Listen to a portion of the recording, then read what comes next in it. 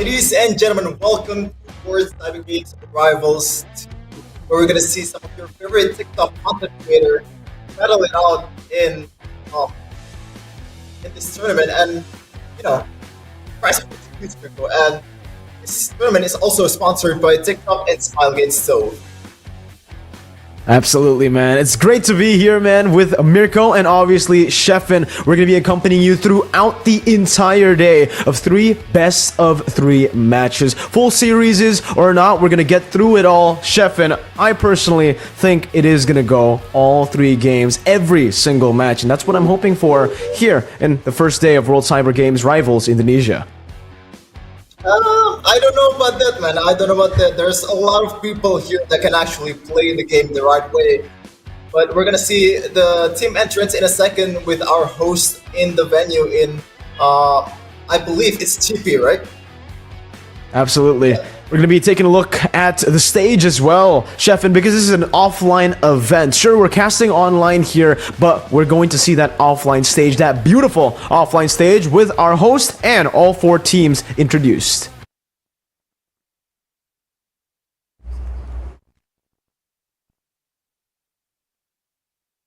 Here it is, Sheffin. This is it. This is the stage of WCG Rivals Indonesia. First, welcoming to the stage, we've got team coachtezet with Priyo Romano and a lot of just different players here that we will be going through one by one later as well in our in-depth roster announcement. Yeah, a lot of huge names here, especially coachtezet has been rumored to coach other national team as well. And also there's also Calvin Alfiando. This guy is one of my favorite content creator out there in YouTube because he's one of the OG content creator, Mirko. He's been there for a while, since the first MPL begins. But right now he's already transitioned to Magic Chess content creator. But we're gonna see the second team is Team Kibo, Inisikiboo. Also a lot of huge name. The only team that has a women player here, Mirko. It sure is great, man. I mean, there's no regulations against women players in any of the MPLs as well. And it's finally great to see some of the female players getting the recognition they definitely deserve here up on stage in one of the international tournaments. And it's great to see that in an international tournament that women can also just play in with the level of the other players as well. Looking at the 2 teams we're seeing right now, Sheffin, it's already pretty cool, right? I mean, there's a lot of names that we know that we've seen many times play, maybe stream MLBB on a lot of different platforms, but have they ever experienced the competitive stage? Playing in the competitive stage, playing in an offline event is a very, very different thing to streaming. And with that, we're going to be welcoming Team Dr. MLBB with Yanshin Lim, Picky Ping, The Victory, and Sissy Billiard. Here with the captain and the players. All of them are active, playing and streaming MLBB. They're still giving out a lot of good tips and tricks, advice, and even tutorials, analysis, and they're even pretty good at the game, some of them being top local players in Indonesia. Ooh, top local players indeed. But Dr. MLBB, fun fact, Mirko, he's been offered a job in MPL, MDL, and a lot of tier 3 teams. But we're going to see the 4th team here, a familiar face in the building is Coleus. It's going to be a lose-lose situation if you actually try to win game against Coleus, because this guy can ban you from the game, Mirko. You're also familiar with him? Yeah, I mean, of course, I think everybody's familiar with the man himself, the in-game Sultan as well, one of the most skins in the game, I believe. Coleus has a lot that he can display here. In a tournament room, you can use any skin you want, but if you play in the ranked mode, man, he literally has every single skin, and like you said, man, you're right. There is obviously that threat of being banned out if you try to beat him, right? So that's definitely going to be in the minds of a lot of these players, a lot of even maybe the host. Sheepy's got to be careful about what she asks to the team. But we got a few questions with the interview here. Yeah, the interview, we're going to ask a lot of questions to the participants of all WCG rival players here. A total of 20 content creators is going to play in this match. And you can see the brackets and all that stuff in the official Instagram page of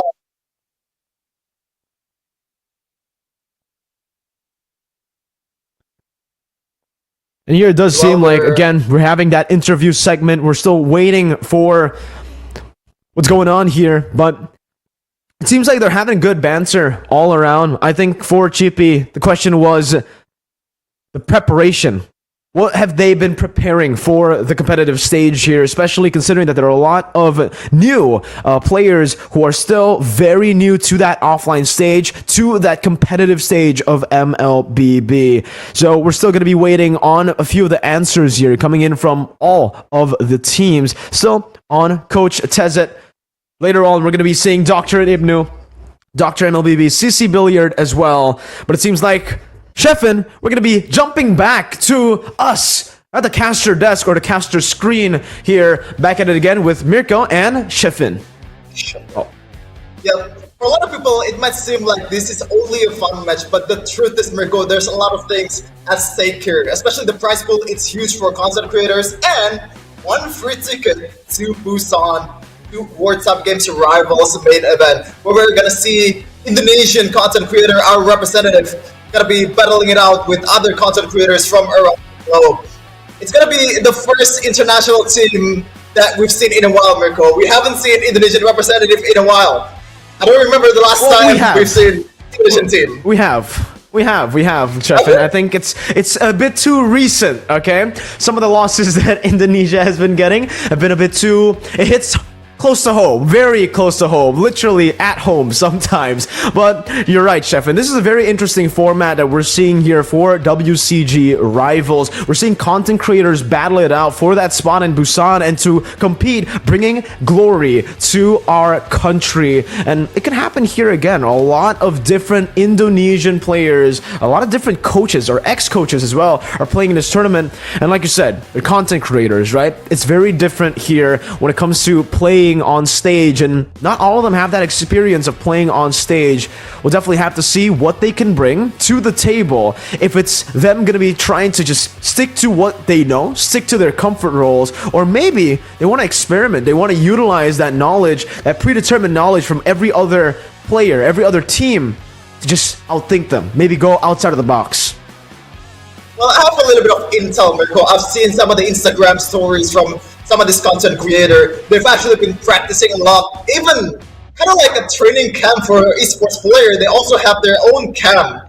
So there's some coaches here in the captain of some of these teams, Coach Tezet, Dr. MLBB. Also, they have a national pro playing experience, especially Coach Tezet, an ex-player of Aura Fire, and also an ex-coach of Aura Fire.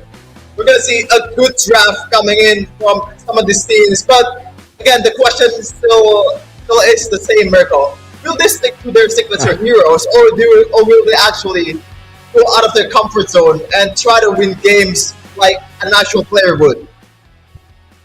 That's the thing right now. That's actually just what we're trying to look forward to, right? I mean, even in the compositions here, sure, they have a lot of their one-trick heroes. They have a lot of their top local heroes, top MMR heroes. But do they actually want to utilize this? We really need to take into account the team synergy, also the counter matchups that can happen here, especially considering that some of these players, some of these content creators and streamers are playing a lot of the off-meta heroes in their streams. We've seen a lot of Mia, a lot of Hanabis, a lot of just, again, strange heroes that you don't usually see in the meta, but could definitely come out here again. You have to think about it though. That team synergy is definitely super important here. But in case you guys, again, are concerned, hey, it's about content creators. They're going to be facing off against one another. It's just going to be about fun. No. Remember, high stakes here. They want to fly to Busan for the main event of WCG Rivals. And obviously, they want to dive into that prize pool, man, capture it and claim it for themselves. So a lot of rewards on the line. There's no way that these teams would just be going and playing for fun.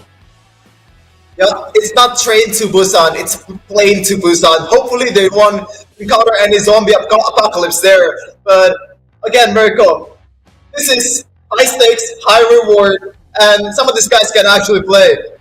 It's interesting, right? I've seen a lot of content creators in this line.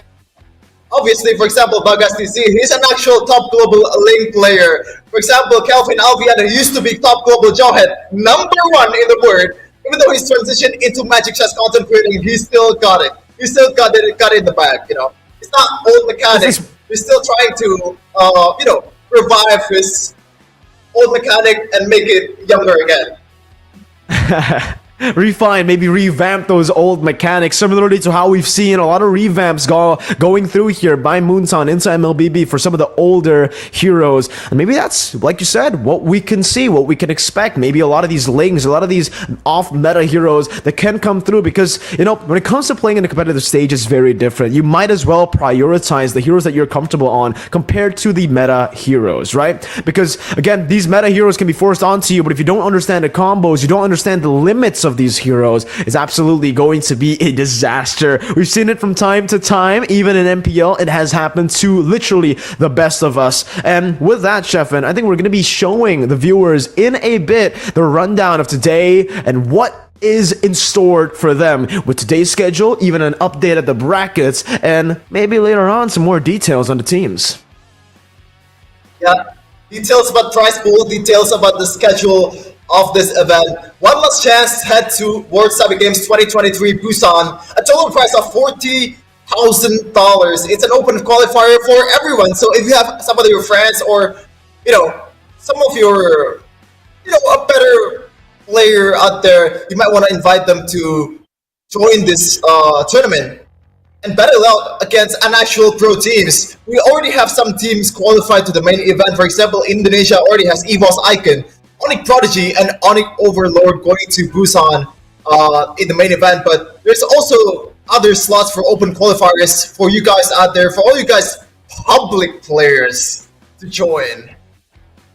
Exactly, man. I mean, it's open to everyone, and that's just really the spirit of WCG here, where we can see today we're going to get through 3 matches of best of 3s. Absolutely going to be insane. Starting us off, it's going to be coachtezet, his team, up against Team Inisikiboo at match number 1, starting right about now. But later on, we're going to be seeing Team doktermlbb versus Team ibnuwardani. And if you look at the entire thing, it's a very, very long bracket so we're really going to be able to see the developments and the progression of every single team. And if you guys didn't catch it earlier, this is today's schedule. Again, we have match number 1, match number 2 that we just mentioned earlier, and obviously we have an upper bracket match for the winners of match 1 and match 2. Yeah, and also just want to remind you guys that the prize pool is not for only the winners of all the playoffs or for all of the only winners of this competition, but there is still other prize pool for each stages of the competition. In each knockout stage, the winners and also the losers might get a money here. Not just the actual winner of it all. Everyone got money in their bag.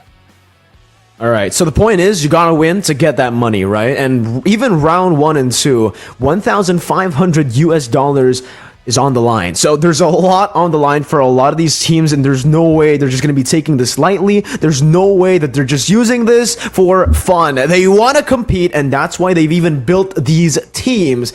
But also, kind of a fun fact here, coachtezet, his team, he actually won in the voting rounds where he was able to actually maneuver around the brackets. He was able to set up the brackets in the way that he pleases. So we'll see if that works out for him with his team lineup here. Tezet being an ex-pro player, also with Priyo Romano, Kelvin Gimang, Euphodia, and Ilal W. You can see some of the signature heroes that they have. A pretty unique set of heroes, I would say, especially for the old players out there, like Kelvin Gimang. He used to be top global Jawhead number 1.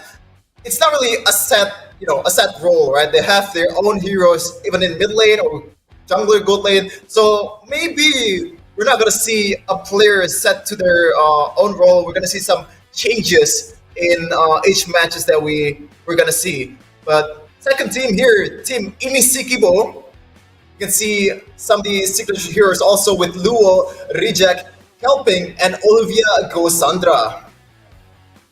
This is, again, the team lineup that coachtezet kind of chose to face off against because he had the say when it comes to the brackets via winning that voting session. And with this roster, honestly, Team Inisikiboo, they're coming into this match, into this tournament as an underdog. We always are trying to root for the underdog, so just because of that, I'm gonna have to say, man, I think my heart's saying Team Inisikiboo, but my mind has to go to Coach Tezet. This team is filled with just experienced players, and the confidence coming in from them, the aura that they have is really just, you can feel their presence. Meanwhile, for Team Inisikiboo, they're a bit more, humble. They're a bit more calm and chilled out. But are they too chilled out? That's my concern right now, Sheffin, because that's a really big concern. You're playing on stage for the first time.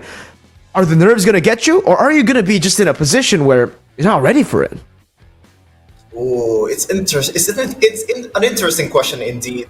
But in terms of pressure, also, Coach Tezet, quote unquote, the better team coming into the match will have more pressure to win compared to Inisikiboo's team. And maybe Inisikiboo might be playing more freely, might be playing more, true to its nature. But as you said, Mirko, this is probably their first time in stage in an actual tournament where a lot of things are at stake. A plane ticket to Busan, a huge prize pool for all of them. So we're gonna see here in a second. The draft's gonna be going on, but before that, Mirko, anything that sticks out from some of these content creators, Mirko? Some of the people that you know.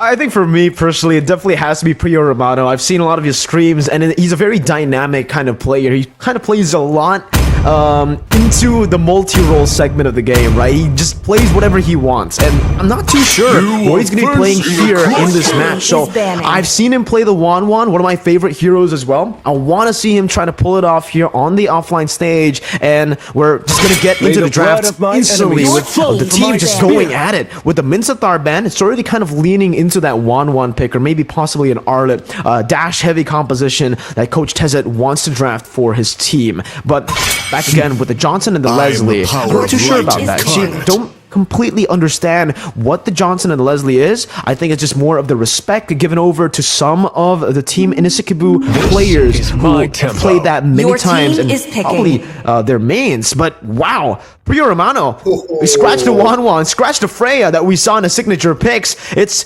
the Brody coming in from Priyo Romano. I can answer your question about the Johnson fan, Mirko. Olivia Gosandra is known for her Johnson, so she's here to prove that women can actually do drive in the Land of Dawn. But interesting pick, right, Mirko? The first pick, Brody. We're gonna see some peculiar first pick, peculiar ones coming in from both teams, considering that they're not an actual top of the level pro players out there, even though they do have a lot of experience. So far, Team Inisikiboo, the draft is much more solid. They look like they're more comfortable with some of the prior picks in this meta. I mean, while Coach Tezet might be trying to secure the gold lane first, because the gold laner is not really comfortable with other heroes in this meta.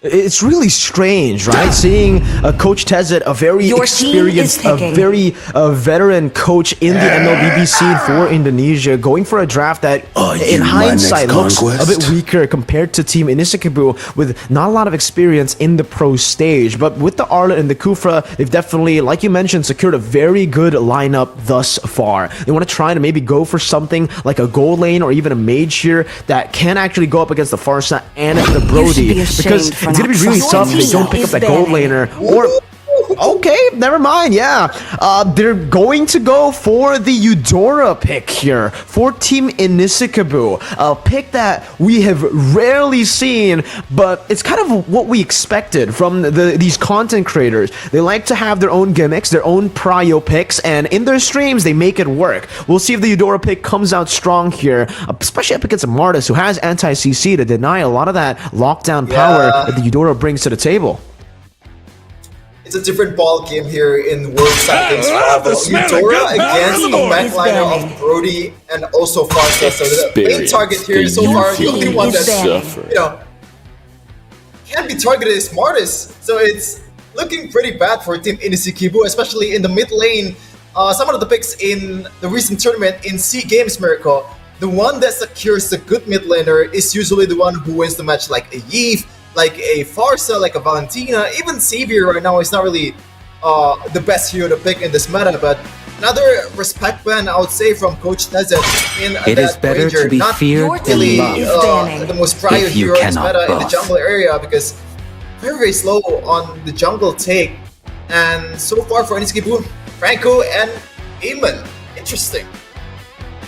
Very interesting, right? I mean, I guess I kind of understand with the Arlet pick that they've already, secured for the team. Going for the Kaja and the Franco, two heroes that can completely just lock the Arlet down and, deny a lot of those movement and outplay capabilities from that pick is a good way to go. And I think that's what they're going for. With the Amon ban, I think they're just really trying to give some more pressure and relieve some of that pressure for their gold lane pick that's going to be coming up in the second phase. Before Team Coach Tez it, man. Yeah, they're just going for the jungle bans at this point, going for the Granger and the Fredrin. A lot of respect towards the jungler from Team inisikiboo. Wow, they go for the Clint up against the Brody. This is a matchup that we have rarely seen. We rarely see now in the competitive stage, but who am I to say, right? We're seeing a Eudora pick as well. Again, comfort beats the prio in these big matches, especially on stage. You can see Coach Tezet, he's brought out the book as well. So the man is serious. He's going in all in. He's going full force. He's not holding back punches against the underdogs. Yeah, speaking about comfort, Mirko, Jawhead pick for Coach Tezet. It's a throwback to Kelvin Gimang's glory days. Top global Jawhead #1. Back in the day, but Team inisikiboo with a Clint pick. I can tell you right now, man, I've been watching the stats from MPLID. 0% pick from a Clint so far in season 11. So you can see, and Eudora. Clint is in a very awkward position right in this meta. He's a front-to-back marksman that's not really good at front-to-back. You can pick marksmen like Melissa, like even Moskov, which is pretty much better than and everything. No than invaders. Then, I'm sorry. what did I mix it up? Well, then Mirko as well, when he plays 1-1 against the Clint, it's a very hard matchup. I agree, man. But with the Hayabusa pick here, there you go. That's that's an answer. That's at least a response this time around to the backline presence that Team Coach Tezet has drafted spectacularly in this game. Starting off very strong, or very weak, I would say, in the first phase, but they wrapped it up really good. Coach Tezet with that foresight, right? He was able to just read out a lot of these good moments, a lot of these good picks to come through. The Hayabusa is definitely going to pose a big threat into that backline for Brody and Farsa. The Brody will have to play a little bit of a utility role, is using that second skill to stun and to cover up for the Farsa whenever the Hayabusa tries to dive. Yeah, that's it, man. A good coach is not only the one who's making the recipe, the best recipe of the draft, but also knowing your resources. But in this case, your resources are pretty limited compared to what you usually have. But we're gonna see in a second in the land of song for game #1 with Team Coach Tezet and Team inisikiboo. Whoa, these are really aggressive battle spells and talents that these two teams are going for, especially the Arlet. Reject is opting to go for High and Dry and Petrify. You can see, man, for both of these XP laners, they are really going to go all in at it. Even for Kelvin Gimang, he's going for the same thing. He wants the High and Dry, he wants the Petrify. The XP lane, they're on an island. They're on a solo island. It's just a 1v1 duel, and Kelvin Gimang with the first blood already picking it up with the Petrify, showing who's boss. I was gonna say, man, Jawhead with a Petrify is a very, very cheesy combo. Even more cheesy, I would say, a Ferris or an Outlaw, because it's pretty much a one-shot combo with an injector, and when the ult is there with a rapid touchdown, it's gonna be much more difficult to face against Kelvin Gimang, who knows Jawhead all the way down to the bone. But you can see here also Luo with an interesting spell choice in Sprint. Not a Purify against an Atlas, it's a Sprint. So Coach Tezet might be having a better time to make setups against the backliner of Team inisikiboo. Definitely. I mean, going for no Purify is a very big risk that Team inisikiboo is going for. We'll see though as Olivia tries to charge in that Tyrant's Revenge. Euphodia is still able to secure the gold buff pretty easily. And you can already see just the rotations coming into that XP lane. I feel like it's a bit too early to go for this rotation here, and they are definitely going to be punished in that mid lane shove by ilalW with a Farsa as he roams back in. That's a flicker by Olivia Cassandra. Now pushed back in, and that's that decimation utilized, not to execute. Meanwhile, a solo kill up top, 1v1. Kelvin Gimang says, I don't need help. I can just beat you up 1v1, not even letting you petrify. Oh man, Kelvin Gimang still got it in this bag. He already has 2 kids, but he's still one of the best Jawhead players, especially in this competition. But it looks like inisikiboo instead, I think hitting Olivia Cassandra, and that's another kill for the Martis. Might be another one. Double kill for Euphodia. Goodness gracious. 6-0 Sheffin, not looking good at all for Team Inisikiboo. They're getting demolished right now, and even in the gold lane, the lane that you'd maybe expect the Clint to outrange, to have a little bit more say, he's not really able to do anything. So far, just been neutralized, forced to play passive up against the Brody, and the whole team's kind of already falling down into pieces. Priyo Romano, not really winning out on this trade though, so this is something that Team Inisikiboo can definitely look to play for. That gold lane presence is something that they want to just keep on using to snowball in to get them to the mid game. Yeah, getting them to mid game is definitely the task for Team Inisikiboo. It looks like 6 kill on about 3 minutes, so that's a kill for every 30 seconds. But in the top lane, Kelvin Gimang almost gets taken down by Reject with the Petrify. Almost, right? But here as well, you want to just go ahead and follow us on TikTok, ladies and gentlemen. Catch all of the crazy highlights that's even happening here. ilalW with a good read, just utilizing that passive to take down Inisikiboo. The man who has his name in the team's name is not doing too good, 0-2-0. And look at what Tezet's doing, playing for Priyo Romano in that gold lane now, already with a perfect match, looking for that Fatal Links. But with a good disengage, just baits out Olivia Gazandra's Tyra's Revenge. Oh, Rizek though. Now jumping with the final slash. Gonna be actually taken out here, as that's a flicker by Olivia. That's the first kill on the board. A shutdown taken away by the Roamer, as Kelping tries his best to deal damage front to back, but just tickles the members from Team coachtezet. Well, it is a kill, but the turn is definitely not favoring Team Inisikiboo. But don't forget, guys, if you want a free skin, if you want to get a free skin while also supporting your team here, you can also get it with predicting the winners of this tournament. There's that with the Fatal Links. Instantly gets punished. Oh my goodness, that's a trade for Team Inisikiboo. But the thing is, it's a gold laner for a Roamer, and Priyo Romano might be eyeing for a lot of plating in the top lane. Reject gets the kill against Kelvin Gimang. Solo kill after solo kill. I mean, that's what you get when you go for a 50-50 high and dry. Bottom lane, though, that's a beautiful flicker by Priyo Romano. And instantly a cover-up by ilalW. Very action-packed match here in game number 1. Both teams not deciding to play it slow to read each other out. Both teams just going full throttle. Here, for both of the gold laners though, Chef, and you do see that respect being given out by both of them. Still like plates. First item for both the gold laners. Already though, for Kelping, he's on the way to that endless battle. First item on the Clint. Oh, but on the Mortis though, Mirko, Euphodia opted to go for, I believe, Blade of Despair. So the first item that he knew that he wants to snowball as fast as possible. And there you go, on cue, a Blade of Despair for him. But Tezet getting caught by Olivia Cassandra. Euphodia might be eyeing for punish.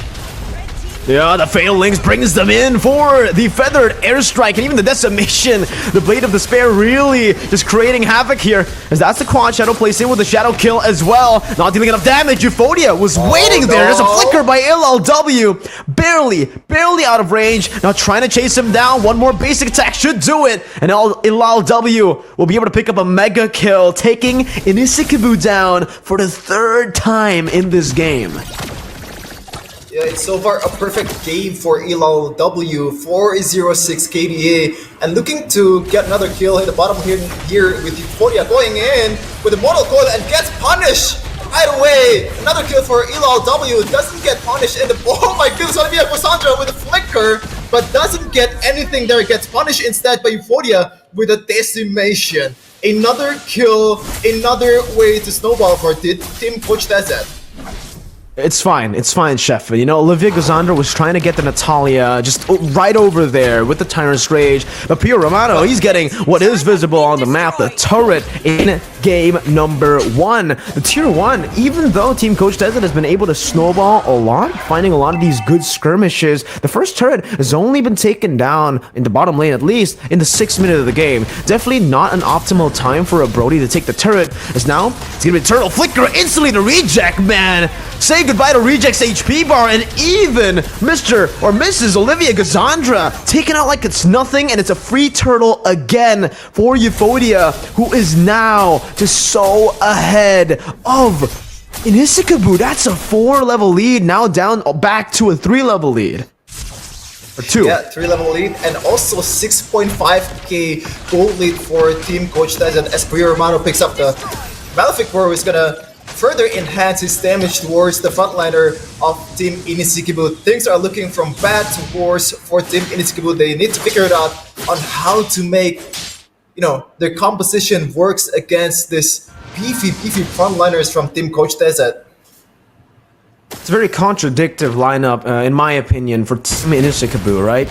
They have a lot of the big CC abilities to go for an AoE team fight. I thought they would be trying to bank on that with the Kufra and the Arlet first pick. But then they went for the Eudora and the Hayabusa, 2 picks that really struggle in these big team fights and actually do much better with a pick-off strat. Kelvin Gimong, there you go, unstoppable force with the ejector.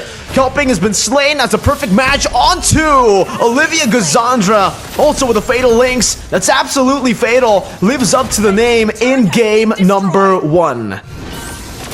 Wow, gotta say, man, Mirko, some of the engages from Team Coach Tezet has been really good. The follow-up is always fast. They knew what to do, they knew who to gang, especially Kelping in the gold lane 1-3-0 so far. And Olivia Gazandra has to be better at covering the bases for Team Inisikiboo. Meanwhile, Reject is gonna be punished by Euphodia with decimation right away. The TP comes out for Euphodia. Oh man, it's just, they're adding salt into the wound, just recalling as well. That's a stun! No. Utility stun! Oh It'll my fade goodness. away as well! Who's the assassin now? Pio Romano assassinating the assassin. Oh man, almost 1k gold difference per minute for Team Coach Tezet, and they're gonna take the Lord right away without any contest whatsoever from Team Inisikiboo. At this point, I really don't know what to do. They have to bank on the fact that Coach Tezet might go for a very risky engagement, might get a bit of mistakes here and there and try to capitalize on that. But so far, there's not much mistakes coming in from Team Coach Tezet. Team Inisikiboo in the back foot, definitely. It's very tough to come back from a lead like this, man.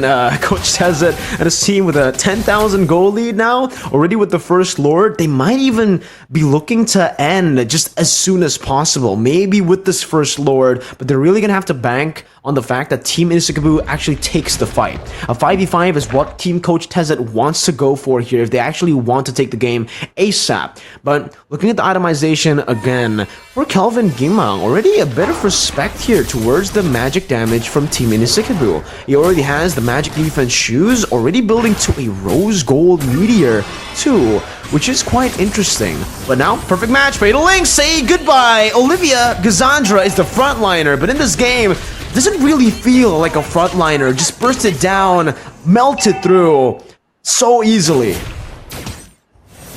Right now, Coach Tezet might be eyeing to go for it right away. Coach Tezet going with the perfect match, try to go on someone, reject, gets the Lord onto Coach Tezet. Euphodia gonna be dealing a lot of damage in the front line, but still no kill, no extra kill for Team Coach Tezet. They get the middle base turret, which is very costly for Team Inisikiboo. It's a Blade of Despair as well for Pio Romano. So again, just scaling as you would want to. The optimal route for the Brody when it comes to the itemization, right? Already 2 base turrets as well. Team Inisikiboo, because they were just so behind, they had to put all their resources into defending that mid lane turret. Give it away, a lot of space for the minions to be the ones who actually pulls off the siege for Team Coach Tezet. And at this point, Team Coach Tezet can really just take it as slow as they want. They can just freeze the waves, they can just wait and farm, invade, and take everything in Team Inisikiboo's jungle without a threat at all that Team Inisikiboo can go for. Like, literally, there is nothing they can do, even in their own jungle. They're gonna have to look for some cheesy, Beloy-esque picks here with the bushes, but even then, I don't think the damage is gonna be enough. Quad Channel opens up the bush, spots out Tezet, but I don't think he does enough damage to take anyone down. I don't even think Priyo Romano or Ilal W can get assassinated. I think you have the wrong mindset here, Mirko. They are content creators looking for content. They don't want to play like slowly. There are ballers here, and inisikiboo might be getting punished, but still has the quad shadow in hand. And going back, coachtezet has to waste the fiddlings here before the Lord fight. But at this point, I don't think it matters whatsoever. They don't need it, right? They really don't in this team fight as well for the Lord take as well. It's just no contest 100% of the way. It's going to be free for Team coachtezet unless inisikiboo actually gets a good steal in, but that miracle play will not happen in game number 1 as of the 12th minute of the game. That's an enhanced Lord into the pockets of Team coachtezet, and if they actually manage the waves properly with that macro prowess that Tezet has, it should be game. Yeah, not only macro, but also the micro from coachtezet. Definitely the better roamer in this matchup. Olivia Gozender has not having a good time in this match. 1-8-0 with 0 assists for a roamer. That is disastrous. I understand there's only 5 kills, but you gotta make something happen, man. Oh, woman. There you go, perfect match. Failings onto 2 with a further airstrike to follow it through as well. 2 flickers burnt out to escape. Reject trying to buy time, but will be taken out here by Priyo Romano with a torn apart memory as well. The base is wide open for the taking, and it's game number 1, taken smoothly in a dominant fashion by the team with coachtezet. I've said this in MPL stage, but domination is definitely an understatement. Team inisikiboo has to figure out something to be able to counter the macro prowess that coachtezet has. Mind you that this team has been having an actual training camp and having a sleepover to learn the game, to actually build a better chemistry than other teams in this tournament. And it shows in this match. Only 13 minutes and there is no danger whatsoever against this team from Team inisikiboo. It's going to be hard for them to come back. I mean, at this point, looking at the way they were playing as well, it seems just that Team coachtezet are levels above Team inisikiboo. Team inisikiboo, not only do they have to make these minor changes, but they also need to make some major changes in the break that we have towards game number 2, as we are going to be diving into the post-game statistics. But Sheffin, I mean, there was just a lot of things that went wrong that have to be, that have to be answered right now, instantly, right? And I think it's a bit too much to ask for a team with the experience that they have. But hey, the underdogs always seem to be able to prove us wrong, and I really hope that can happen here for Team inisikiboo.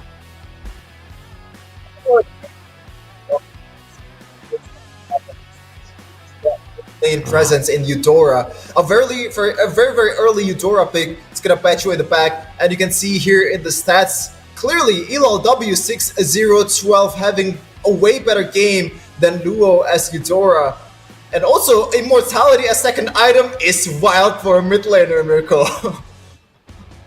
Oh man, you can see it right here, man. It's, again, dominance is an understatement in this game. For Team coachtezet, they were stomping Team inisikiboo like it was nothing, and the items basically show it all, man. The gold lead, the gold differential between every single member, the fact that coachtezet has as much gold as Kelping, the gold laner, the guy who has the most gold in Team inisikiboo, right? The guy who's been farming the whole time, actually the most passive lane, and the guy who actually didn't get that much attention throughout the game.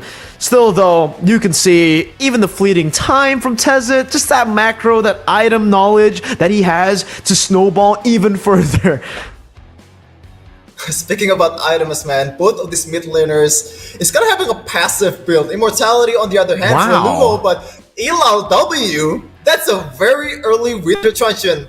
Wait, is that 2 boots? Or or is it Yeah, trolling? I mean, I don't know. But you gotta be honest, right? I mean, this is the in-game knowledge that they have. Coach Tezet understands that Farsa has 2 legs, therefore telling Ilal W to go for 2 boots. That's the way you do it, right? You don't walk in real life with 1 shoe on. You walk with 2 shoes on. Maybe next time get a matching one, right? Because that was obviously not matching. He went for tough boots and then also magic defense. So a little bit weird. I mean, maybe that's just his fashion sense. But here, post game, again, just the damage dealt more than double. Team Inisikiboo, with the burst that Team Inisikiboo had, I would have expected maybe just a lot of aggression in the early game, but I guess that's what wave clear does to a mid laner. Mid control is so important, like you've already mentioned in the draft as well. At least Olivia Gazandra was able to do her task as a roamer though. 81,160 damage taken. I know that's one task for a roamer, but the other 5 tasks is still not. It's still not good for Olivia Cassandra. And we can see here the MVP is the captain, Coach Tezet, with the Atlas, with the macro power, with the engage coming in into both gold lane and the XP lane. Even knowing the fact that Kelvin Kimang is already on the winning lane, he still wants more. He still wants to punish the Arlet in the XP lane. You can see here GPM 543 for a roamer. I think that is crazy. And you can see here the KDA 7.5, Mirko. Yeah, I mean, the GPM as a roamer, he almost has the same GPM as, you know, Team Inisikiboo's gold laner. So, obviously, just super impressive here. I'm pretty disappointed, though, from Coach Tezet because he tells Ilal W to go for 2 boots. He himself, though, just goes for 1. I mean, come on, Tezet, you have 2 legs. You gotta use them all, man. You gotta get your boots properly. So that's what I'm expecting from Coach Tezet in game number 2. We're gonna be looking at game number 1 though, taking a look at the highlights and just a recap of what happened. How were they able to take control of the game so early on? Yeah, I think everything just went wrong from Team Inisikiboo. The engage is not synergized. You can see here the only one who's going to the turtle was Inisikiboo, and they all get punished. Even Luo doesn't have any business to go in there, still goes in there and gets punished. Meanwhile, there's still some punish from Olivia Cassandra with the flicker plays, but at the end of the day, the trade definitely favors Team Coach Tezet, and everything is just capitalized for Coach Tezet with the fatal links here. Again, a lot of good targetings, the Forgotten One, 14 assists in this game, and the MVP of this match. Very cool. So the Forgotten One is not a Forgotten One, right? I mean, everybody knows him. Tezet, he got the most assists, sure. He definitely... I mean, look at these crazy engages as well. A little bit of a miscommunication there, unfortunately, because the Fatal Links came into the Mortal Coil that actually shoved them away from the Feathered Airstrike. Would have definitely given the team a bit of a smoother ride to end the game, but as you can see, for every single member on the team, they're pretty happy about the result. They're not, you know, angry at all that, you know, a few miscommunications happen. And that's the way you do it. With a leader, Coach Tezet, like Coach Tezet, you're able to play so, well, just so coordinated. And for Team Inisikiboo, I think they really are lacking that shot call presence because it felt like they were all over the place. They were doing plays individually and not as a team. They're not really, you know, trying to utilize the whole team and the whole draft. You can see the prep game here from Coach Tezet. Even though he's already an ex-player, ex-coach for MPL, he's still coaching for some teams out there. And one of them is the Bangladesh national team, even though they lost against Nepal, against the big presence from the roamer, the enemy's roamer, whose name I cannot say because I still want to keep this job. Yeah, let's just not say the name because, yeah, please no. Yeah, it rhymes with clock. Anyways, here, we're looking at both of the teams. Even after the loss for Team Inisikiboo, it really seems like they're still in the zone. They're still in it to win it, and they are pretty confident. Looking at their stance, looking at their faces. Maybe for Olivia Gazandro, there's a little bit of you know, concern there in the face of what's going to be happening in game number 2 as we enter the draft right here, right now. Already a swap. Team Inisikiboo with 2 respect bans after game number 1 and with first pick.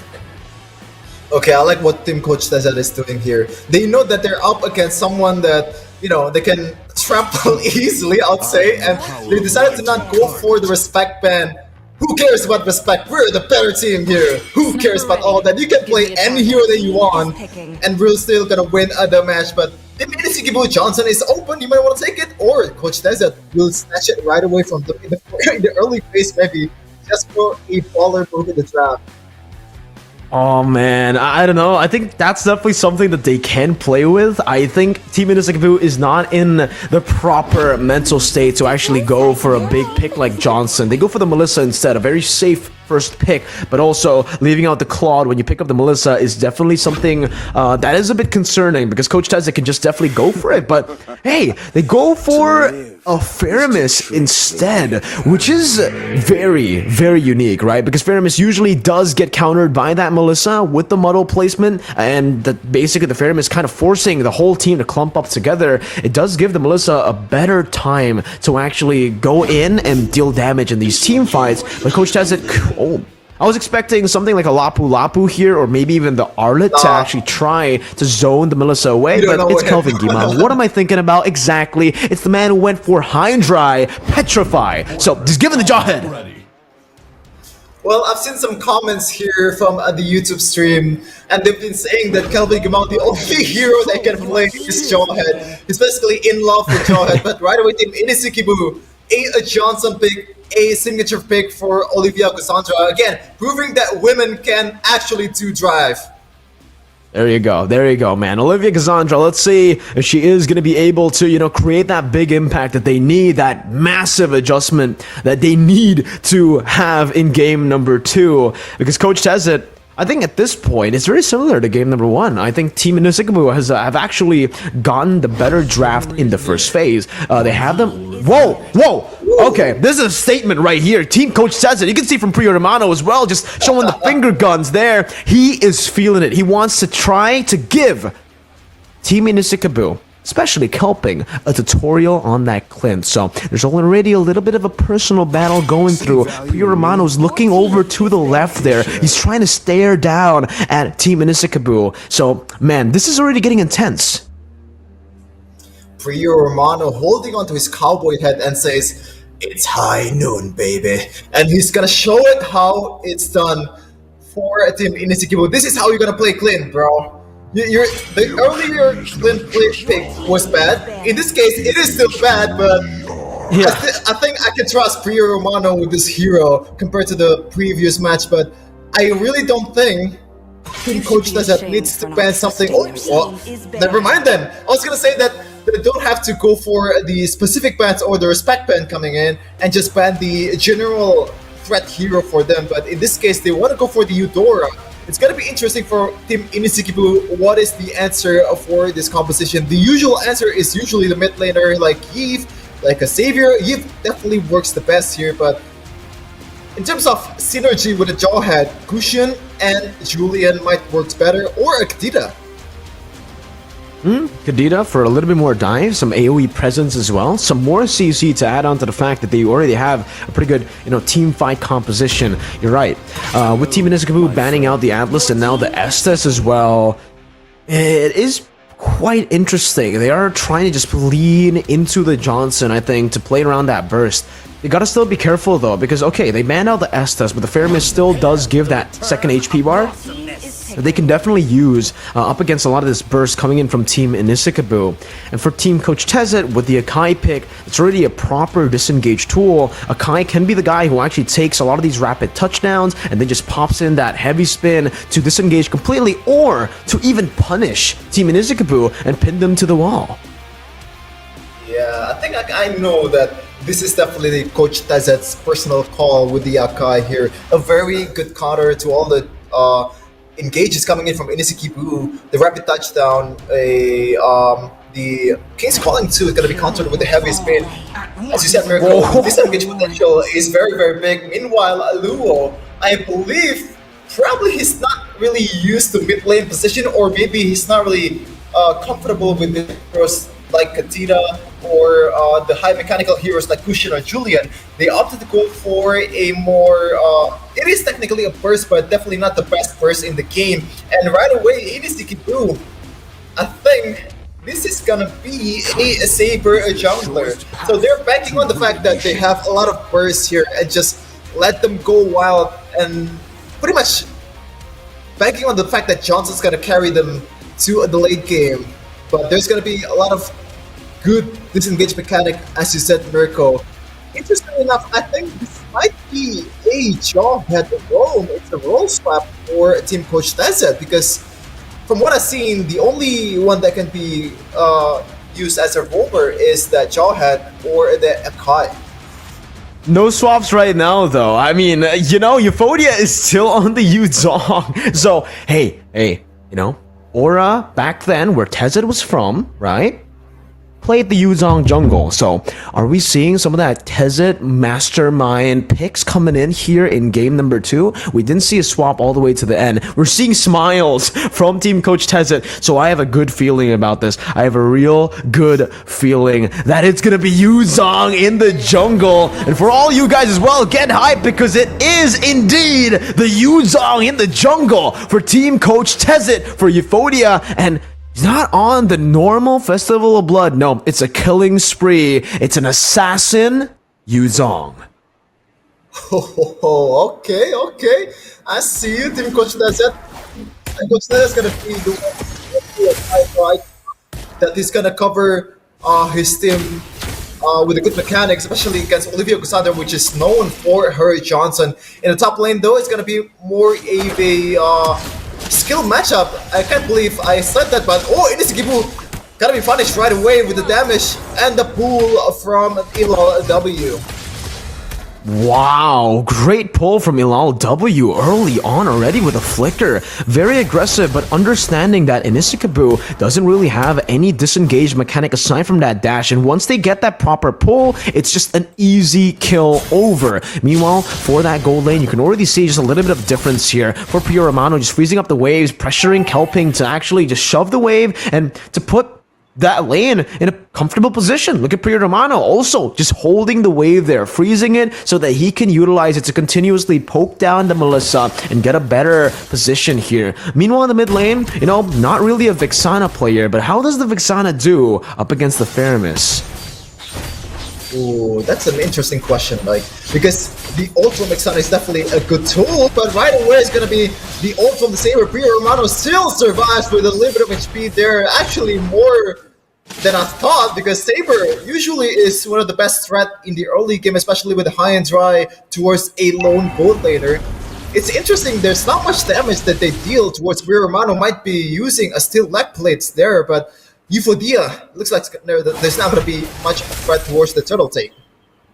This is why the steel leg plates is just the most prio item as a gold laner, right? You're up against a physical damage dealer, especially when you're up against an assassin. It's a must buy, and it actually can get you out of these situations, these cheesy ganks. Tezet, though, now with a heavy spin, locking Olivia Cassandra down. That's gonna be the Guardian coming through, but the Black Dragon from Euphoria is trying to just go for that kill. It is indeed just a tank, though, so they don't want to fully commit here as the King's Calling gets placed down. Euphoria, whoa! With a furious dive, baits in Inisika in, and he gets knocked up. He isn't able to use the triple sweep. Now it's gonna be Kelvin Gima who walks in with a Petrify and the ejector, outplaying the triple sweep. That's gonna be the rapid touchdown, only connecting onto the Cult Altar as the unstoppable force locks him down, but not long enough for another kill to come through. It is still just a disengage for Team coachtezet.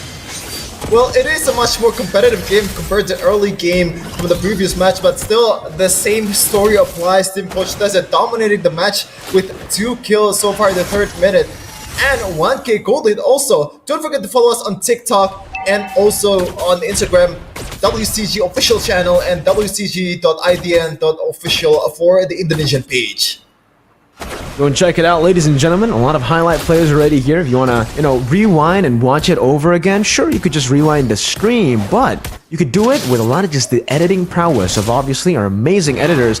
Does it? If he's able to steal this one, it's going to be crazy. Rapid touchdown coming in. The heavy spin, though, is able to disengage quite well, even pinning down Olivia Cassandra. And actually, Luo is going to be forced out. Euphoria now with a furious dive, coming back in with a lot of the damage. The passive is on, and it keeps on ticking. That's the kill, picked up by Ilal W, as Reject jumps in with the King's Calling, and is able to take Ilal W down. But look who's here with the unstoppable force and the ejector, bringing him out of the turret range with the missiles. Reject is still able to escape. There's a kill on for Team inisikiboo, and they're almost equalized in terms of kills. Yeah, it looks like this is the story for Team inisikiboo. They have to bank on the fact that Team coachtezet might be going for a risky engage, and as you can see there, and getting punished right away. Priya Romano though, Olivia Oxandra with a rapid touchdown might be eyeing to go for an engage towards Tezet, but it's gonna be there to let's see Oxandra. That's Reject just, put in a position where he's pinned down completely by the heavy spin. Now it's going to be the turret fight coming through. Kelping with the Inspire as well. But now with no Inspire, it does give Kelvin Gimang some space to go for the assassination. Now with targeting as well. Luo will be targeted down. That's the ejector knocking him up. Then the turtle goes to the side of Team coachtezet as well. The go away, disengaging for a while, but Euphodia and Kelvin Gimang are looking for it now. You can see the models doing work with the Jujutsu skin. That's absolutely amazing. But Team coachtezet decides to back off. They've got what they wanted and even more with a turret up top taken by Priya Romano. I said it to you, Mirko. I trust this lane to win the match, even though it's a pretty much a losing lane in pro scene. But Kelping might be having a worse micro than Priya Romano because rapid touchdown from Olivia Cassandra will not be able to go to Kelvin Gimang. They're not wanna go for a risky engage, but Luo gets pinned down, but heavy spin from coachtezet right away, getting punished with a big black dragon. Euphodia going in with a damage killing spree doing work, and that is a kill for LLW. Wow, man. I mean, at this point, Chefin, it's kind of harsh, but it's very scary to be a passenger in Olivia Gazandra's car, right? The rapid touchdown has always managed to get Reject and Luo in a bad position where he actually gets taken out. So maybe this time they're going to be a bit safer there, utilizing the rapid touchdown a bit more passively, but there's already a lane swap going in. Rapid touchdown trying to utilize Luo's burst damage now to the bottom lane, but no! They're gonna crash. Tezet crashes it in. Pirano just free hitting in the back. Olivia Gazandra again. Her passenger has been taken out, and Team coachtezet is on a rampage. They're just growing and rolling through. And that is the first involvement from Priya Romano, and say goodbye to Reject. This had got killed by some of the members of Team coachtezet. Right away, 3 kills and assists for Priya Romano. Meanwhile, in the top lane, Kevin Gimang, not much damage from helping because it's just way too much gold difference here in this match. But right away, inisikiboo going in, but they all actually outplaying against Kelvin Gimang. Wow. That's what we expect, right? Finally, we're seeing inisikiboo pop off on a hero that goes for that 1v1 with the high and dry. We said that we didn't see that much damage onto Priya Romano, but that's because he has steel leg plates against Kelvin Gimang, who's had the literal opposite build path, just going full damage, no defense. It's definitely a bit easier to take him down, but you have to face off against that jawhead damage with the Petrify, so it is a bit risky too. He was able to make it work, and you can see as well, Euphodia just utilizing this lead to invade constantly. And if you guys want to join in the fun, you can also predict the winner. Right now, Tezet's looking really good on that heavy spin, just pinning him down and also disengaging with the Cult Ultra placed down. That's the Wombo coming in as Euphodia with the Black Dragon form, dives into the back. No Petrify, but he doesn't need it. Just absolutely wipes the floor. Kelping is down. They're diving in for more. inisikiboo with a trade, down with a triple sweep, but they gotta be careful here as Gimang jumps in with Ejector, finds Luo, brings them back, and Team coachtezet once again have gone 3 for 1 in the team fight. It looks pretty good there. The engage coming in from inisikiboo. Oh my goodness, LLW! He should not do that much damage in this stage, but the difference is way too much at this stage, man. inisikiboo, that was a pretty good engage, right? They forced the call out to the pop, and that's also a good rapid touchdown from Olivia Cassandra. It looks like they have to, or they got a good fight going on, but still, the difference is too much, and it's a 5v5 team fight, which LLW excels in this kind of competition. so tough now. I mean, what do? You try to clump up, and the fair miss does that much damage. You try to go for the pickoffs with the rapid touchdown, but then Tezet just takes it and pops the heavy spin. Right now, there are no answers, except maybe, again, it's Kelping. The only saving grace for the team is getting Kelping to a point where he can actually deal damage in these team fights. But even then, will it be enough to shred down the frontliners, the really beefy, full of sustained frontliners with the added Cult Altar, second HP bar as well? Well, I think the answer from Team Inisikiboo here is a reject, definitely. He has to have a good pull towards 2 or 3 members of Team Coach Tezet and gets that King's Calling towards the important members of the opposing team and punish them with some of the models, with some of the ult from Alulo and maybe also the rapid touchdown from Olivia Cassandra. But speaking about Olivia Cassandra, he's gonna get punished by Team Coach Tezet. Again, trying to open up the map, but the ejector takes her back all the way for kill to be picked up for free. And that's also the Lord picked up for free. 16-5, 10,000 gold lead, deja vu to game number 1. As Kelping has only just now, 10 minutes in the game, finished up the DHS. That is incredibly late for a Melissa. It's definitely, this time is actually usually when you would want to have the golden staff in your disposal to actually deal some damage. And with that power spike, that's gonna hit for Kelping in what, the 13th minute of the game, most probably, Team Coach Tezet can just fully go and punish them. Oh, you can see there, Olivia Cassandra with the rapid touchdown. Has the flicker to get away from the big black dragon of Euphoria. Kelping still trying to do the damage with the models, but Kelvin Gamang will try to disengage. That's a good defense from Team Inisikiboo, considering that it's a 10k gold lead for them. Again, I mean, yeah, you're right. Very good defense considering they are in a position where it shouldn't actually be a good defense for them at all. They don't really have a lot of high ground, except for maybe just the Melissa using the muddles to zone the other members from Team Coach Tezet away. And obviously the Vexana. That is quite underrated, I would say, when it comes to wave clear. She does quite a lot to the minions, and she was able to actually just dish out proper damage to clear out the waves. But if you take a look at the items again, they're just incredibly behind. Golden Staff being built already, as we mentioned, by Kelping. But at this point, even if he has the Golden Staff, I don't think he's going to be able to shred any of the frontliners down from Team Coach Tezet. They really need a Malefic Roar ASAP as well. They just don't have enough gold to do that. Heavy spin, Tezet pins them down. Just 2 of them instantly. Rapid touchdown. Tapped in, but Ilal W picks up the killing spree like it's nothing. Sheffin, it's a stomp. It is fun, and they want more going in. Oh my goodness, that's a really good punish with the models and the damage from Team Inisikiboo. Coach Tezet still trying to survive, but it's gonna get punished. Rio Romana gets a kill towards the frontliners of Team Inisikiboo. That looks pretty good for Team Inisikiboo, but it looks like it's still favoring towards Team Coach Tezet. That was incredible, amazing go away placed down by Kelping. That go away literally just stopped all the engage tools and actually acted as a pick tool for Team Inisikiboo. And no, Kelping did not go for the golden staff, instead just prioritizing a little bit more defense so he can actually stay in the game, stay in these team fights for a bit longer. And Sheffin, you really need to dissect this. Kelping, even with the spacing here, pops into go away, walks a bit before she starts attacking just to get out of the range of that furious dive, the circle. And man, that was absolutely beautiful. A great play that we need to see more of from Kelping if Team Inisikiboo wants to win this game.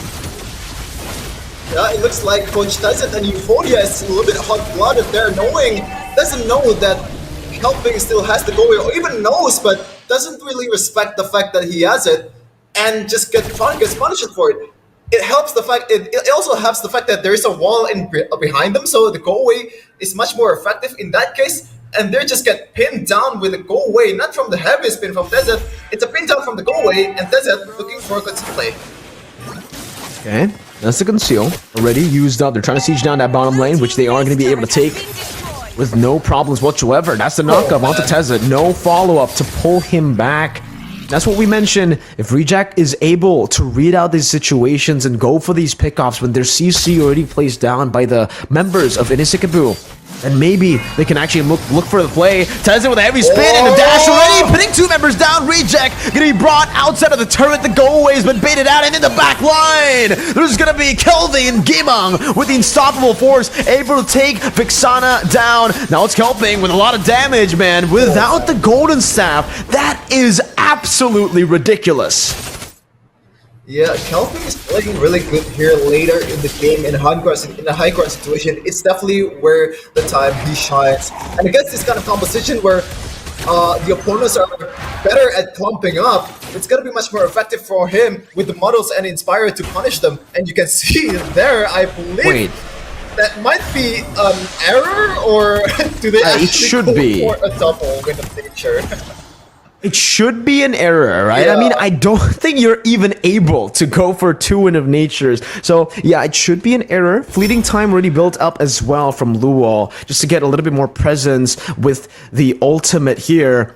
But they gotta be careful here. Tezet's already in that bush, and Isikiboo can get picked up. That's the knock coming, the heavy spin to bring Isikiboo out.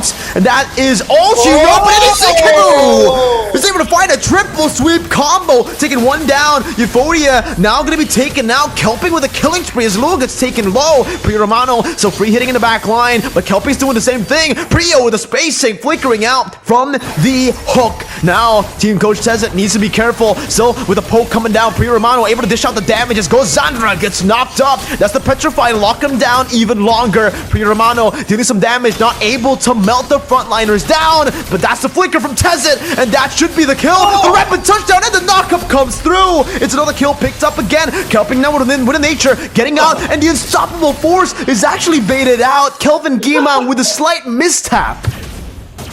Well. The story is definitely the lack of respect from team coach Tezet towards the damage from Kelping. So far, he's having a game of his life. 5-1-1 against team coach Tezet is definitely something that needs to be praised.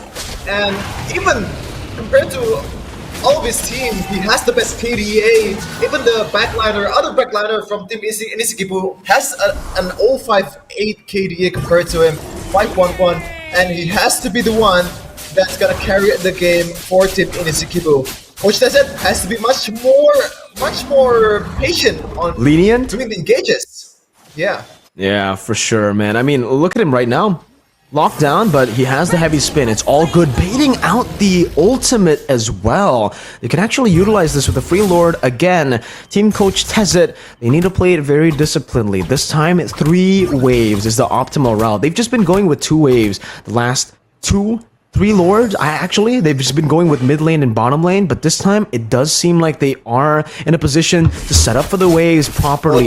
Shoving into mid lane and the bottom lane. Now it's gonna be Tezet with the flanks again. Reject just taken out. He pops into King's Calling before he gets taken out. The flicker clutched by Reject to get out, and this may be the chance. One ultimate, a massive one from Tezet has already been used up.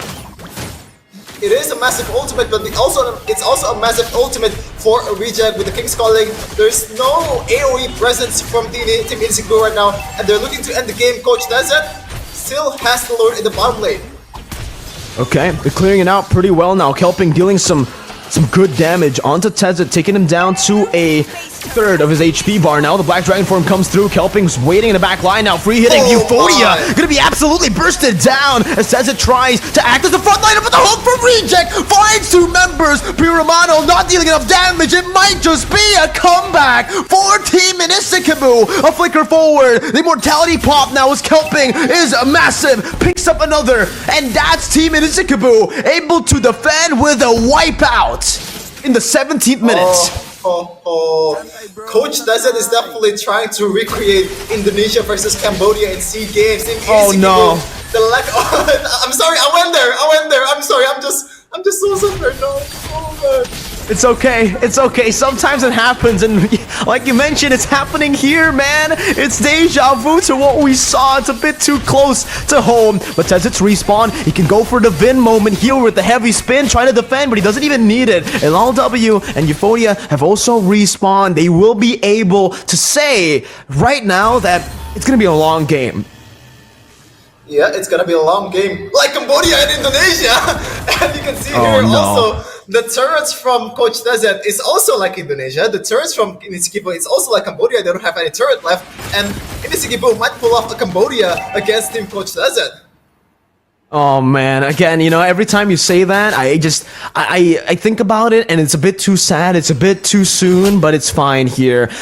Honestly, we really need to talk about the itemization coming in from Priyo Romano because it seems like he already has enough penetration, enough true damage, just that's the build you go for. But the fact is he's just not able to dish out as much damage as Kelping. Late game Melissa, that's where the comfort is for the Melissa. And like we mentioned, no Golden Staff, no Melphic Roar earlier. That was the chance for Team Coach Tezet to completely punish Kelping, but they didn't. Once Kelping got the Melphic Roar, the Wind of Nature, and that Golden Staff, 7, 1, and 4, I think the score speaks for itself. The damage he's able to do in these team fights speaks for itself. Yes, Team Inisikiboo will still not be able to contest for any Lords because they just don't have any map pressure to go for this. But they have incredible defense with that Vexana, and as long as Kelping stays in the back, and as long as Euphodia just stays with this damage build, I don't really see a way that Team Coach Tezet can end, except maybe Tezet getting a good heavy spin into Kelping.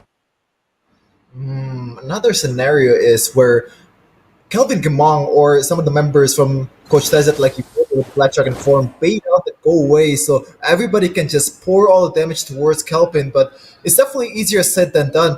As Priyo Romano picks up the Wind of Nature to respect the damage from Kelvin. Oh, they're holding the minions. Ooh, okay, I see you. Team Inisikiboo knowing that holding the minions is definitely the right play to go here because the wave management is going to be much harder from Team Coach Tezet, but does it bite them in the back in this case? Yeah, they kind of messed it up a little bit. They wanted to push in or just to hold in the bottom lane, but they instead just held also the mid lane. So everything's going to be coming crashing down, and Lord is still quite healthy. That's a hook though. Tezet's going to be locked down. That's the heavy spin forced out of him. No immortality. The Cold Ultra comes down. The Furious dive into the back line as well. Priyo Romano is still able to free hit, but so is Kelping now with a lot of damage placed on. He is godlike, and Team Coach Tezet will once again be pushed out of Inisikiboo's base. And it's another defense. It's another long game. It's deja vu. Deja vu to what? To the game you mentioned, man. Okay, it's too soon, but yeah, Cambodia Indo. Okay. So let's hope that Team Coach Tezet knows how to deal with a very good high crown mechanics from Team Inisikiboo, especially Kelping. And a very early ult from Luo also does so much work because the fake lord that he spawns also helps a lot in this team fight. Zoning the members from Team Coach Tezet away because damage is actually pretty good against Clin, against members from Team Coach Tezet that doesn't really have a magic defense. It still hurts, man. And Priyo Romano, the only target that he can go for is Olivia Cassandra and Reject. I think, the only solution here is to bait out Team Inisikiboo towards the jungle or towards the outside of their base and try to go for some Benny Cutie flank towards Kelping. That's definitely a solution that they have to think of. The thing is, you can do that, sure. The backdoor play, the split push play is definitely something viable that Team Coach Tezet can look to go for in this game. But Team Inisikiboo, the problem with Team Inisikiboo is they're just turtling inside of their base. They haven't left their base in, 8 minutes, I would say. Every single Lord take has been free, and Team Inisikiboo, what they're doing is, again, they're just holding on to the waves. They're not shoving it back, and they're not even trying to contest because they know that Team Coach Tezet lacks the siege potential to end the game. As long as Team Inisikiboo continues to do this, there is going to be a time where Team Coach Tezet loses a team fight with more than 3 members, and that's the time for Team Inisikiboo to finally step out of the base, to finally go for the end. The only concern now is the fact that Team Coach Tezet will be getting the Lord in the 22nd minute of the game. Remember, the Evolve Lord continues to scale as the game goes to a later stage in the game. It scales with the minutes in the game, right? With the game time. So they will have more power to play with the Evolve Lord continuously. I still think Team Inisikiboo will still be able to get out of that. Will still be able to clear out the waves as long as, again, they hold on to the mini waves. They don't push it out. Yeah, I know the composition really supports Team Inisikiboo, but we gotta have to shout out the team, man. 5 lords so far against Team Coach Desert, which is pretty much the 1 seed of this tournament, and they still haven't destroyed your crystal yet, is something that needs to be proud about. At this point, Team Coach Desert might be eyeing for a flank here. Desert with heavy spin might be eyeing to go for helping the backline, but the goal is to always be there to bail him out.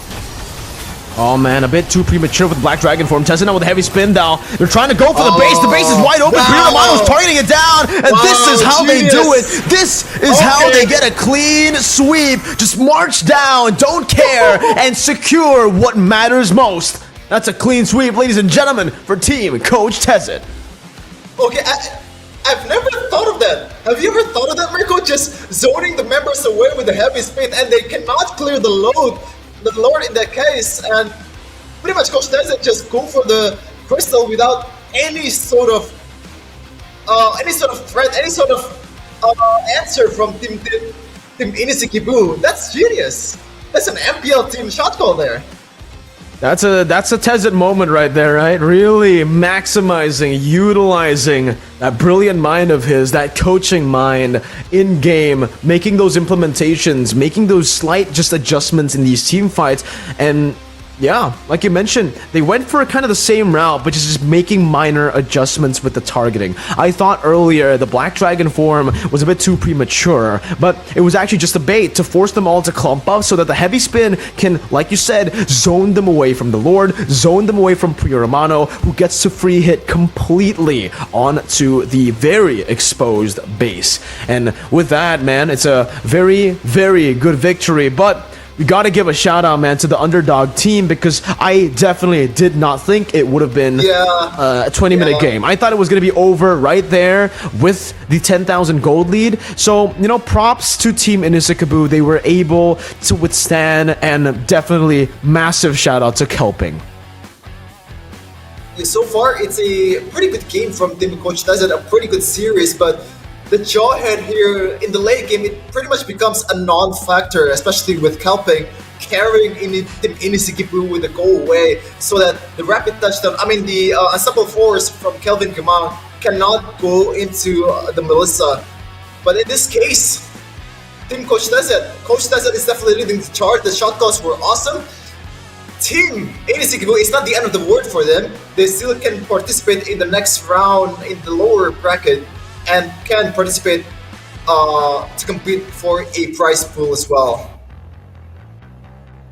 It's so unfortunate for Team Inisikiboo, man. It's a sad day for them having to get knocked out in round 1. But hey, remember the prize pool. Team Coach Tezet already securing that first round victory. That means that's $1,500 for the team already in the bag, in their pockets as they continue their way over. But if we take a look at the items here, pretty standard stuff for most of these teams, and especially now in game number 2. Game number 1, we saw some interesting builds, I would say. A fleeting time on the Atlas, and even 2 boots on LLW's Farsa. But this game, they are really giving Team Inisikiboo the proper respect that they deserve, especially Kelping.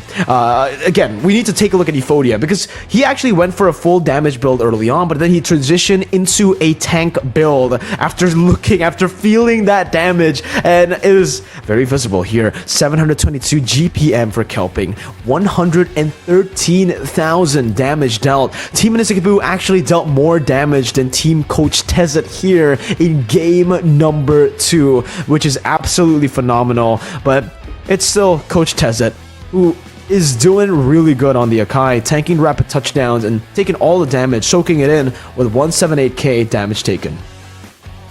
I think the note from this game from Team Coach Tezet is prioritize the gold lane pick and not picking clean very, very early into the draft. You can see here pretty much a non-factor in the late game with Johnson and Mincidar in the front line.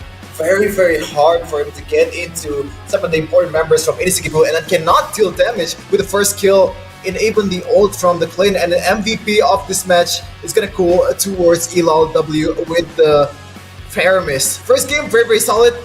Perfect KDA, but in this game, 4-4-16, bailing his team out of a lot of bad engages with the Colt Altar.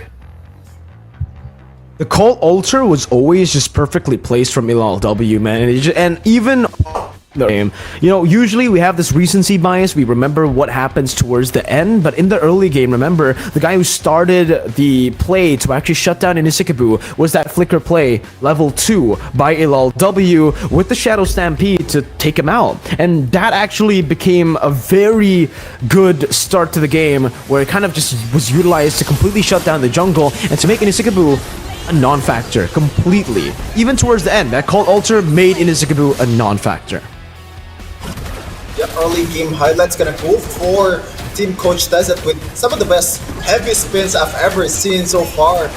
And in this case, the highlight for Team inisikiboo is always helping with the positioning, with the damage. You can see here the go-away just does so much work. And also, the King's Calling is just pretty much a wall, a fake wall for them to go against, for Team coachtezet to go or to bypass. But in this case, it's gonna be hard for them to go right away towards the ballista. And the next Most game they have to definitely. drop better. I would say that. Well, yeah, I agree, right? I mean, technically for Team inisikiboo, there's not really going to be another game to play, right? They've been completely knocked out in round number 1. But I agree with Coach Tez that I think in this game, it's more of a statement that they really wanted to go for, especially considering they went for Clint, a hero that, well, it's sure, Pure Romano made it work in the end, but it's definitely still a very risky pick to go for. Good in the early game, massive damage in the mid game, but if you ever get pushed to late, yeah, you could see that damage fall off really, really hard. It almost got to a point where Pure Romano was a non-factor. Luckily, we didn't get to see that though. Yep, Team coachtezet 2-0 in the first match here, Mirko.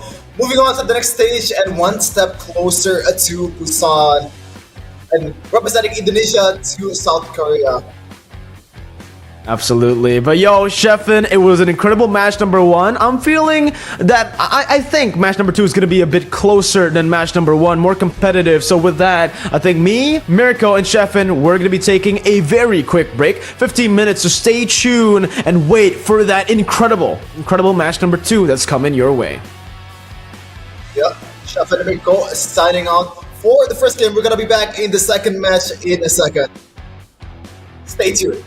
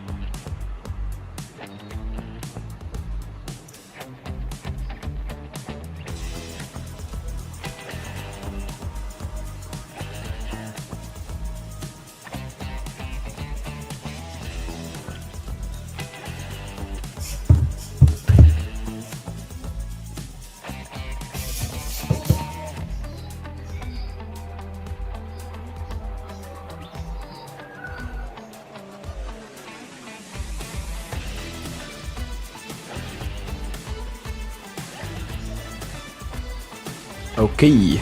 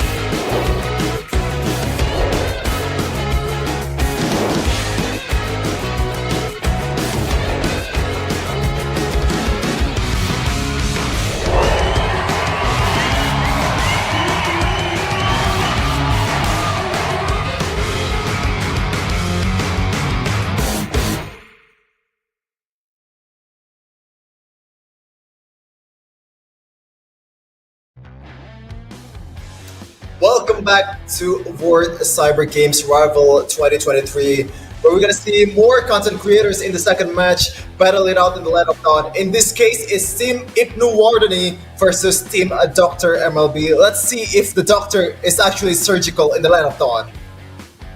Let's see if we can make those clinical maneuvers, right, Sheffin, in game number 1 of match number 2. Remembering again, just if you guys forgot, it's going to be 3 best of 3 matches. We've already gone through one where Coach Tezet was able to really just dominate and take the series 2-0 to make quick work and move on over to the next stage of this tournament. And now we're going to be seeing 2, I would say, pretty good and pretty equal level teams go at it.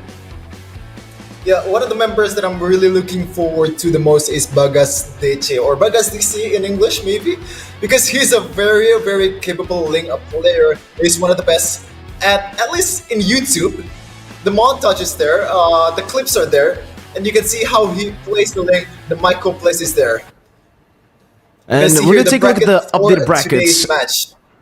Absolutely, man. I mean, Coach Tezet, Sheffin, was able to get 2-0, a 2-0 that started off really good, very dominant game number 1, but in game number 2, we saw them go through a little bit of a tough patch there up against Team Inisikiboo, and that could be just the little loophole or the little hole in their strategy that a lot of these teams can utilize later on to expose. Yeah, as see here, the teams are in the stage with Chippy, our host, and we're gonna see if the link pick's gonna be there or the signature pick will just be, just taken away and play an actual jungler in that role. I'm expecting a signature pick at this point because we've seen a lot of signature picks already in the previous match. Kelvin Gimang, pretty much the only guy who plays Jawhead in any kind of tournament, and probably the only hero that you can play at this point of his age. I can't believe I'm saying each age. Is that disrespectful? No, absolutely, right? I mean, the older you are, to be fair, the common consensus, the general consensus is the older you get, the less you are good when it comes to just the mechanical plays, but you do get wiser, right? And you do get better with your macro decision making. And that's what Kelvin Gimang has really been able to do. On a Jawhead, a hero that is a very flashy, he's just stuck into just playing it really safe, using the Unstoppable Force, using the Ejector when it matters, and he doesn't really go for those crazy flashy moments with the ejector flicker combos because it's a bit too risky, and he doesn't need it. He has a Petrify to follow up whatever engage his team wants to go for. And I think right now, especially while you're on stage, you do get capped kinda mechanically if you've never played there before. The pressure really gets to you. So playing a hero that you're comfortable with is, in my opinion, a bit more prio than the meta heroes that are meta. Yep.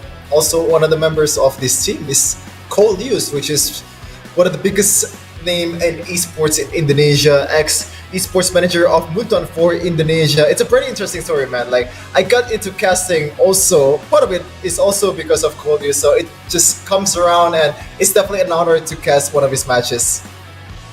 Definitely, Coleus has been in the game for so long, transitioned as a caster and now a content creator who's playing at WCG Rivals. So absolutely can't wait to see what he brings to the table because he used to be a top global Diggy as well. Now, I'm not too sure if the Diggy's still auto-banned here in WCG Rivals, but yeah, he actually has been playing the damage Diggy for a long time.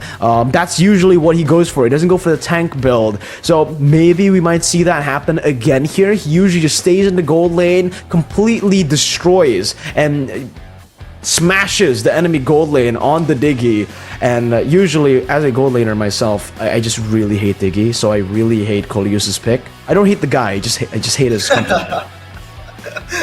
Gotta be careful of what you say about Coleus because I might get banned, man. From the game. Yeah, but I think at this point it's definitely the right way to play Diggy, right? Because if you're building a tank build, you're gonna be playing much more reactive, and you're not gonna deal damage. The only thing that you're good at is just opening the map, and it's not really that good with the bombs too, and a little bit of CC with that reverse time, and also a little bit of peel and cover with the time journey. The damage just adds much more to Diggy, but you have to be a bit more. Have to be playing more carefully when you're playing Diggy damage because you're gonna get punished much more easily, especially with the, for example, against a Farsa, you can say, long range threat like Savior, it's gonna be hard for you to deal damage and stay alive in the front line because you're gonna be the front line. A lot of things need to be, you need to be thought of before you actually go for these crazy risky drafts like you mentioned here. And again, if you guys want to take the risk, well, honestly, it's not even a risk, right? You get one last chance right now to head to WCG 2023 Busan with a total prize of 40,000 big bucks, man. Open qualifier signups are open right now, all the way from the 1st of May to the 19th of May. So you guys better go and check it out right now, because with the open qualifier, there's a participation event where MLBB skin items will be presented through a lottery. But speaking of a lot of the teams and the teams who participated, this is the official team lineup for Dr. MLBB. It's Dr. MLBB 88 himself, Picky Ping, YL0, and CC Billiard. You can see here from the signature heroes, you can see who's the guy who actually plays at a high level. Dr. MLBB with Benedetta, Pino, and Joy. Those are the heroes that has a high mechanical skill, also hard to play. But in this case, Team ibnuwardani, Layla, Freya, and Mia. Wow. A lot of EA there.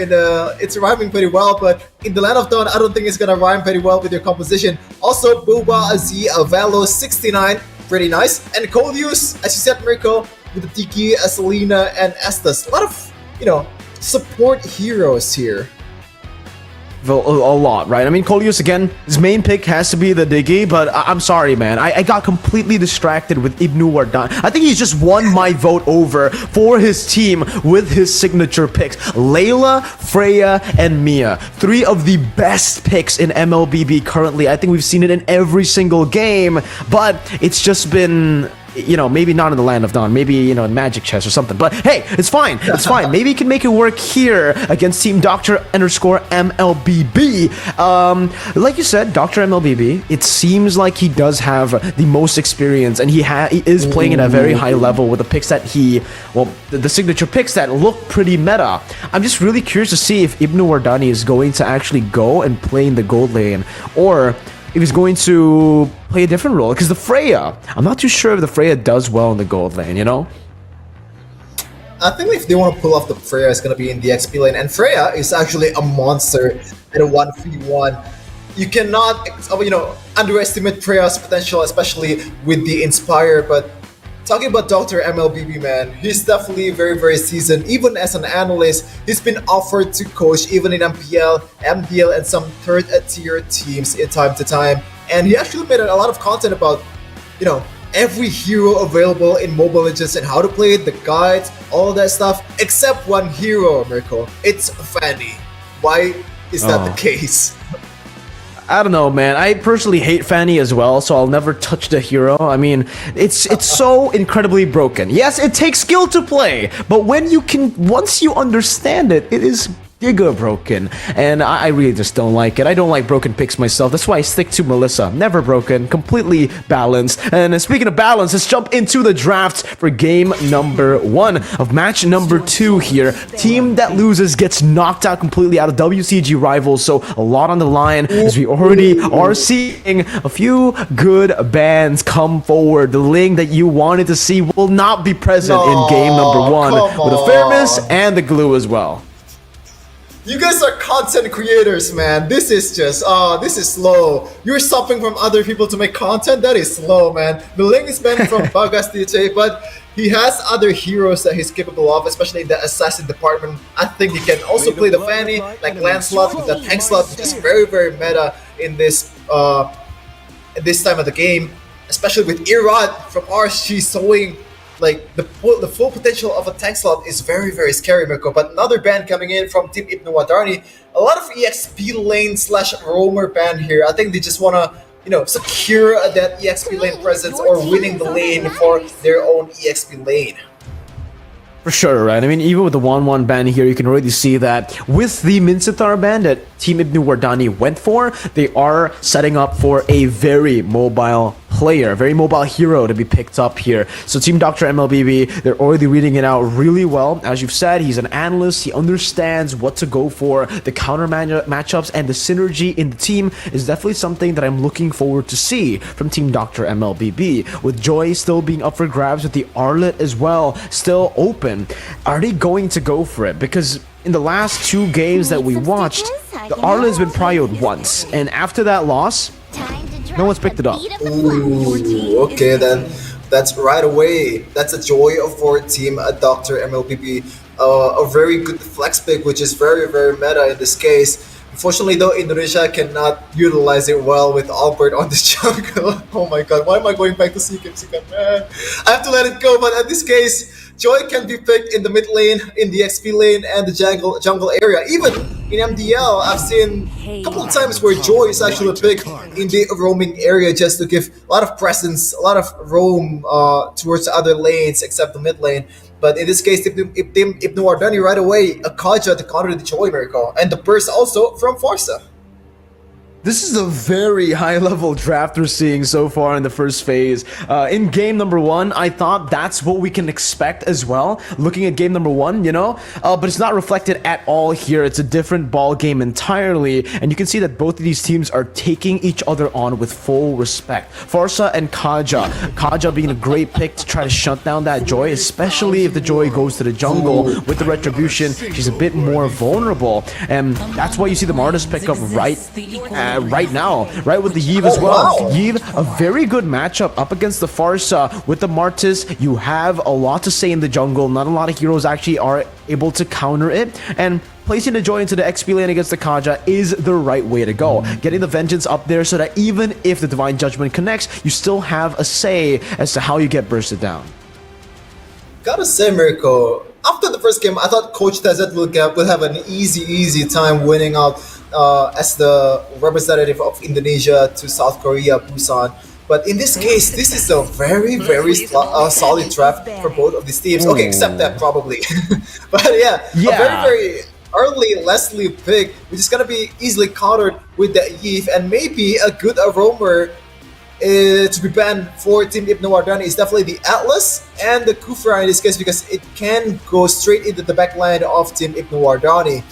Before that Leslie pick though, it has been a pretty standard draft for maybe like a mythical glory rank game in Indonesia. This is usually how it goes. A lot of Kajas, a lot of Martis and Joy. You've also a big presence in a 5v5 team fights, especially when you have an opponent that's really good in the backline like Leslie and Farsa. So yeah, okay.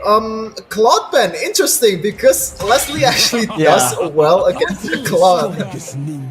That is a very interesting pick, because I was about to say that I personally really like the Leslie. I think the Leslie has gotten more popular as we've seen the meta shift a bit back as well to a bit more of a front to back composition. Now, with a lot of the utility junglers in the Land of Dawn again, Leslie has a little bit more of a better time compared to a lot of the other gold laners, simply just because of the scaling power that she has and the escapability. Sure, quite immobile when it comes to going up against a Yuzong, a Joy even, but if you have someone like the Kaja to constantly be there to cover for you, you are really good, especially if you can get to a point where you're comfortable with your damage. Maybe when you get to a BOD or even double BOD, that's when you really start to absolutely stomp and melt down everyone. No. It does not matter, but they go for the Hilda ban here, and for Team Dr. MLBB, they already have a Yve and a Joy, so they already have quite a lot to say against the Leslie. Okay, the Hilda pick is Hilda ban is pretty sus, man. Usually when you're banning Hilda, especially in Onyx ID's case, in the second phase, they ban Hilda a lot for Kyrie to set up for the Assassin's pick. The only Assassin's... Is it a Fanny? Oh, yeah, I want to say Fanny, but Hayabusa kind of works here, even though it's not really good against a Martis. To be fair, Fanny's also not very good against a Martis, but there's also other targets to be taken from Team Dr. MLBB, especially Yve is very vulnerable to the dice from any assassins in the game. But Team ibnuwardani, it's an Edith pick. Interesting. I'm gonna assume it's gonna be an inspired Edith and try to cheese out the lifesteal and all the damage. And okay, interesting pick from Pick, but I think the Edith pick is gonna pop off. The Edith is definitely a very solid answer to this composition. They can just double down on the lockdown that they already have with Divine Judgment. That Onward certainly is a good tool to synergize well. And even the Earth Shatter can just be a little bit of a combo for the team to add more CC into the fray. But now with a Ruby, you already mentioned it, up against the Martis, the Assassins really already struggle. Now, you double down on it, you have a Ruby to go up against, and even a Pop. Oh my goodness gracious. Yeah, scratch the Assassins, they're going for a Marksman, even more off meta here. And sure, maybe Team Dr. MLBB is trying to deny that content away from Team ibnuwardani, but man, Team ibnuwardani, Z, he doesn't want any of that. He wants to go for the Marksman. He'll pick up the Yi Sun-shin, and let's see how he does with it. Because first skill Yi Sun-shin, you remember, unstoppable, right? Against the Ruby, against the Martis, and even the Popo and Koopa, you can bait out a lot of these resources, a lot of the CC, single target CC coming out from them, and give a lot of space for the other members. Gotta say, man, I really respect Yi Sun-shin users a lot, because Yi Sun-shin doesn't really have a lot of escape mechanic, doesn't really have a lot of tenacity that other junglers have, but all the members, all the users of Yi Sun-shin usually is really good at item swaps, especially with the Winter Tension, with the Wind of Nature, and also Immortality, because Yi Sun-shin is very, very vulnerable to burst damage and invades in the early game. But we're gonna see in the Land of Dawn for a game number 1 between Team ibnuwardani versus Team Dr. MLBB. Welcome, ladies and gentlemen. Let's see. Both drafts set here. It should be the Martis having a better time, unless Z goes. Yeah, there's no way. I was expecting maybe they go for the Demon Slayer if they want to try to, equalize in terms of the wave clear. But it is just gonna be the standard killing spree on the Yi Sun-shin. Now, what's interesting is the fact that Zero is positioning very aggressively already, going in for a lot. Coleus is able to actually take the orange buff. He actually stole it away. Yeah, I was curious. I actually thought that he was a jungler for a second there, but now it's getting the Onward, locking Zero down. Boba's right there to follow it up. There's going to be a lot of the CC coming down, but YL is taken very, very low. It should be the first blood picked up by Coleus on the Kaja. Oh, the perfect start for Coleus, getting the red buff, also getting a kill towards enemy's jungler. Oh no! You have got to be kidding me! The macro decisions from Bagas to C is impeccable. He's already level 4, 2 levels ahead from WL. He's taking everything from him, man. And the Mountain Shocker is a very, very underrated skill here because it relieves so much pressure off of the map. That's why Yi Sun-shin is still not that bad. Sure, he's a marksman. Sure, you can just, all of the criticism towards marksman junglers is still true here. But that Mountain Shocker, just the ability to be able to read out and to give the information to your team of where every single member is on the enemy team on the map is so massive, especially considering they have pretty good mobility and a very, very good roamer on their hands, Kaja. They can utilize this constantly to just get their Leslie and Yi Sun-shin ahead. Whoa! Here we see here a good rotation coming in from Team Dr. MLBB and ibnuwardani, knowing that they have to get the level 4 before a turtle fight, but Zero E is still level 3. Interesting decision here, but ibnuwardani is gonna have the better advantage in this turtle take. Z already with a lot of damage down on the turtle. Should be a free turtle unless they go in for a Dr. MLBB already with the vengeance as well. The retribution comes through and Z won't be able to pick it up as ibnuwardani jumps into the back with a primal wrath, leaving a lot of damage. The flicker comes through with the divine judgment. Coleus is an absolute monster in game number 1, taking everything off the board and denying all the plays. Meanwhile, Valo69 winning in a lane against a Popo on a Leslie. A Leslie with an Electrovast, not a Weapon Master too. As I said earlier, Mirko, I think the Ether is gonna pop off, and you can see there, the Inspire just does a lot of damage and does a lot of, it gives him an extra survivability in a team fight. But also, if you wanna get a skin here, also by supporting your favorite team in this World Cup against Rival, you can just check out our website.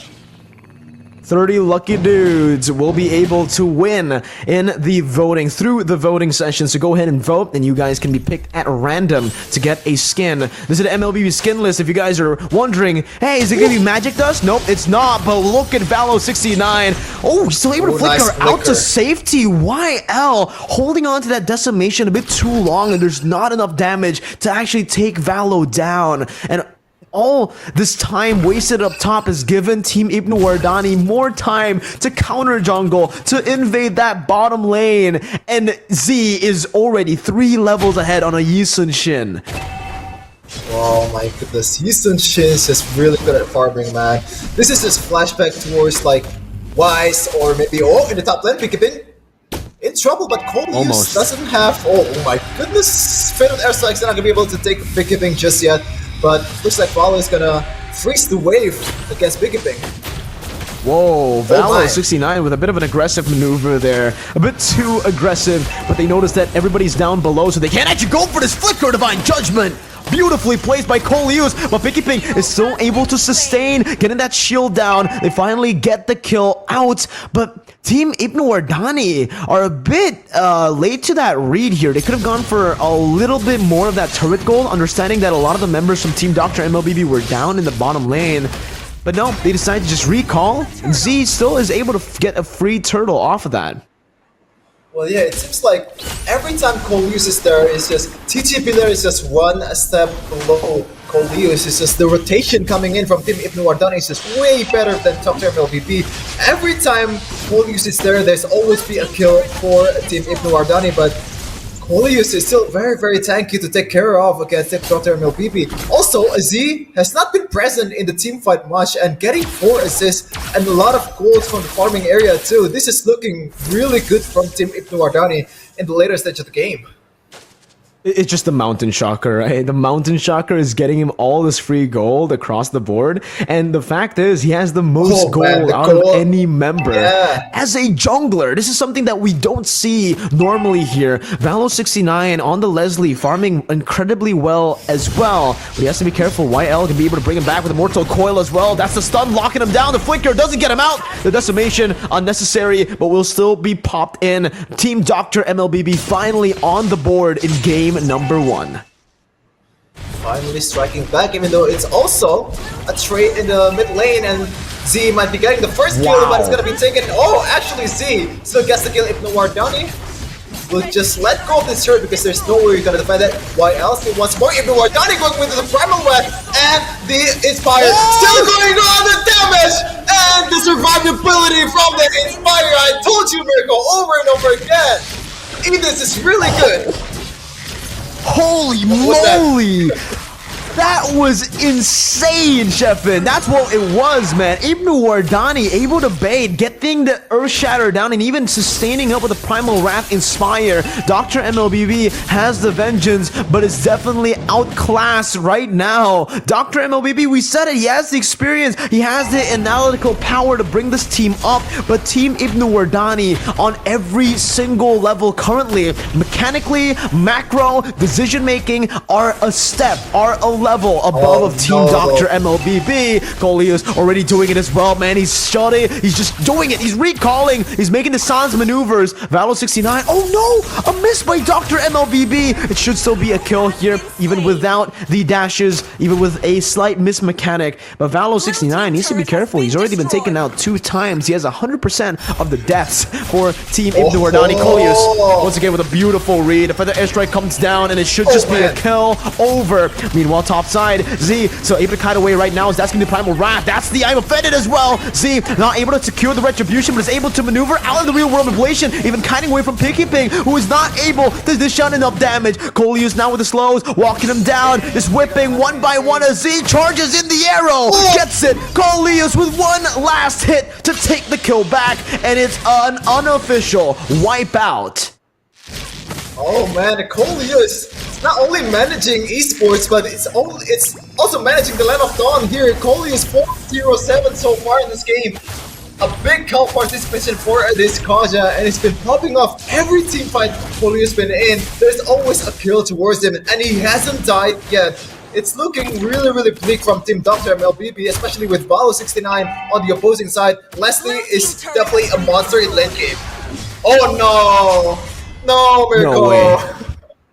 He's got out retreat, but at this point, I think you can't even say it's out retreat. It's a 5-level difference from Z and YL. So all Z needs to do is just walk up and maybe even basic attack. You can see the damage here. 2 basic attacks gets out of the Biden Koopa as well. So man, ibnuwardani, Team ibnuwardani are just styling. Z, the Divine Judgment locks Doctor down. The crit is there. The Feather Airstrike comes down. CC Billiard gonna be sniped down. Pickuping with the defense. But Z gets a triple. Leave the Maniac jumping in. That might just be it. Now leave the Savage, but the turret will deny it away from him. That's the shutdown picked up. YL's looking for the Savage of his own, but will only be able to get the double before he gets shut down by Coleos. It is endable. Still with the cannon minion up for grabs, but no, it will be Coleos and Valo69 backing away. It's a bit too risky, a bit too greedy to go for. Yeah, speaking of greedy, Z going in, getting the Maniac, almost getting the Savage too. If he can fade all the turret hits, it might have been a Savage against the jungler of Team Dr. MLBB. But in this case, 8k gold lead from Team ibnuwardani entering the 10th minute. Oh man, this very, very dominant so far, these matches, man. As we're gonna see the replay brought to you by Smilegate Stone. You can see there Coleos with a beautiful pull onto the Joy in Dr. MLBB, and Z's just capitalizing on the pull and just snowballing over and over again. The killing spree does work, but it doesn't do much in the turret area because the aggro turret is just way too much damage for him. This is a stomp, man. 19-5, and we kind of expected this, right?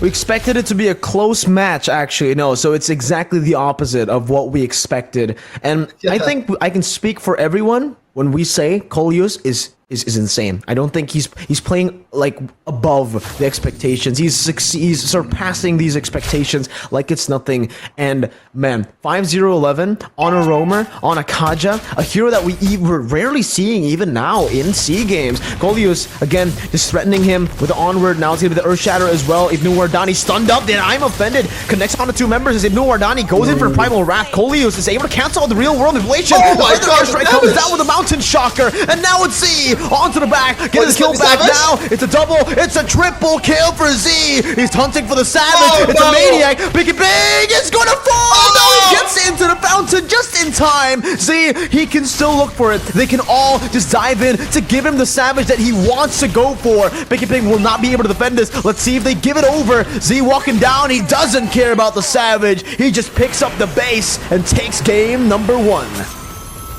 Oh man, coachtezet. It's personal game, man. Oh man, my link is banned? Alright, I'm just gonna make content from other heroes in East and Shin. A double Mania game from this monster is very, very capable jungler from Team ibnuwardani, and it's looking like a deja vu from the first series. A very dominant game, the first game. Let's see if Team Dr. MLBB can strike back in the second game. Oh, I don't know about that, man. After game number 1, that we expected to be close. I expected it to be still, all good for both of the teams, but I think from Team Dr. MLBB, they're just looking destroyed. They are devastated after that loss. Every single member on this team, no smiles present here at all on the stage into the left side. So we'll see if they can actually come back because it is very distinct. On the right, we have Coleos, everybody, ibnuwardani even, just chilling, laughing, having a blast while stomping their opponents. Yeah, 2 sides of esports. Maybe Dr. MLBB, from his name, he needs to use a healer comp to be able to be effective, because he's a doctor and he wants some healing from a doctor. He's gotta play roamer to dictate the game. Not the XP laner, because there's just not much you can do as an EXP laner aside from muting your lane. In this case, 2-4-0, a pretty good build from Dr. MLBB, but still cannot perform against Coleos' Kaja, which is very, very dominant in this game. Absolutely dominant, man. In this game, there was 6 deaths, 6 kills that Team Dr. MLBB were able to get, but it's mostly onto Valo, the guy who was just farming the entire game, waiting for that late game power spike that never hit this game because they never were able to actually go into the late game. It was just completely dominated by the three mid laners, I would say. Boba, Z, and Coleus. They really dictated the tempo of the game, and they forced everything out of Team Dr. MLBB. Yeah, without Fellow 69 performing as well, Z just stepped up as Yi Sunshin. You can see there the damage is very, very high. Even there's also a respect item there in Brute Force Breastplate. That is an interesting item. I've never seen that on Yi Sunshin. Usually you want to go for a full damage with a like a bailing item like a Winter Truncheon or even a Wind of Nature and Immortality, but in this case, he chose to go for Brute Force Breastplate with extra defense and extra movement speed. It delivers him to a double Maniac game. 23-6 for Team ibnuwardani here. We're gonna see the stats from both of these teams. The carry, the rich guy, is also Z with the Yisun Shin. Meanwhile, Sandbag, Chichi Billiard with a Rupee 051. It's not a very good KDA for a roamer, but she still got the job done in terms of tanking. Forgotten One, still cold use, but gotta say, man, it's not only Forgotten One at this point. 5-0-14 is definitely not a Forgotten One stat. Definitely not at all, right? It's very similar to game number 1 where we saw Tezet get the Forgotten One also with 14 assists, and he got the MVP as well. I think in this game, it's very possible that he gets the MVP. He was the guy who made everything happen. He even canceled out the real world manipulation in the end, getting that kill through the Mountain Shocker, but we gotta give it to Z, because all the way from the early game, man, making a Yusun Shin work in this meta, in this patch is hard enough. Getting a 5-level lead over a Martis on a Yusun Shin, now that's a different level entirely. 11, 1, and 10. And the only death he suffered was the death where he wanted to go for a Savage. So you can't really even blame him. He almost had a perfect KDA, a perfect, more than perfect GPM, 1083 as a jungler, as a gold laner. Sure, this is, it's just flashbacks to season 11 of MPL where Ken was able to get a very similar gold per minute stat. Well, he's definitely the happiest man in the building, as we're gonna see the highlight from the previous match. You know, that guy's DC is just going home, you know, happy, sleeping well tonight. Got a content for tomorrow. World Cyber Games. I performed really, really well. Double Maniac onto the opposing team. As you can see here, the highlight from the get-go, it was a very dominant game for Team ibnuwardani. Even Dr. MLBB cannot be surgical with his gameplay. ibnuwardani is just I wouldn't say he's a better EXP laner, but there is some moment, especially in this case, with the sustain, with the Inspire, as I said earlier, Mirko, the Inspire just does so much work for Edith, and the whole team just capitalized on that sustainability and following up at the right target at the perfect time. Z though, very, very aggressive in the front line as jungler Yisun Shin without any CCs whatsoever. It's just a free sandbag for him pretty much. Definitely. I mean, even in the last minute here, diving into the fountain, you would expect Z to be punished for it, at least with another death, but he still is able to escape, and it just goes to show, it's not just that mechanical skill, that individual mechanical skill, but it's also the coordination, the level of coordination that the entire team is displaying from Team ibnuwardani. From the drafts all the way to their execution, it was absolutely perfect, and I cannot wait to see what they have in store for game number 2. Because again, if we look at Team Dr. MLBB's side, no smiles on the board. It's literally just a 180 whenever we swap between these two teams. Oh man, it's kind of sad, man. This is supposed to be like a bit of a fun match, but there is no fun detected on the opposing team, on the losing team so far in this tournament. Losing this just does so much to you. Just like Indonesia and Sea Games, never mind. Dr. MLBB is looking to strike back in the second match. With the draft, with the recipe from the Doctor himself. Can they actually strike back against the mighty Bagastich, against the mighty Z and Coleus on the roaming area? So far, it looks like the answer is gonna be no. But in the first series, as you can see, I think it's much more dominant, right? The first game from coachtezet. But in the second match, they're very, very struggling, especially because of the draft. So Team ibnuwardani has to, keep the mentality, keep the respect towards the opposing team, and ban the right hero, play the right hero for you. to get the easy W and the prize pool as well.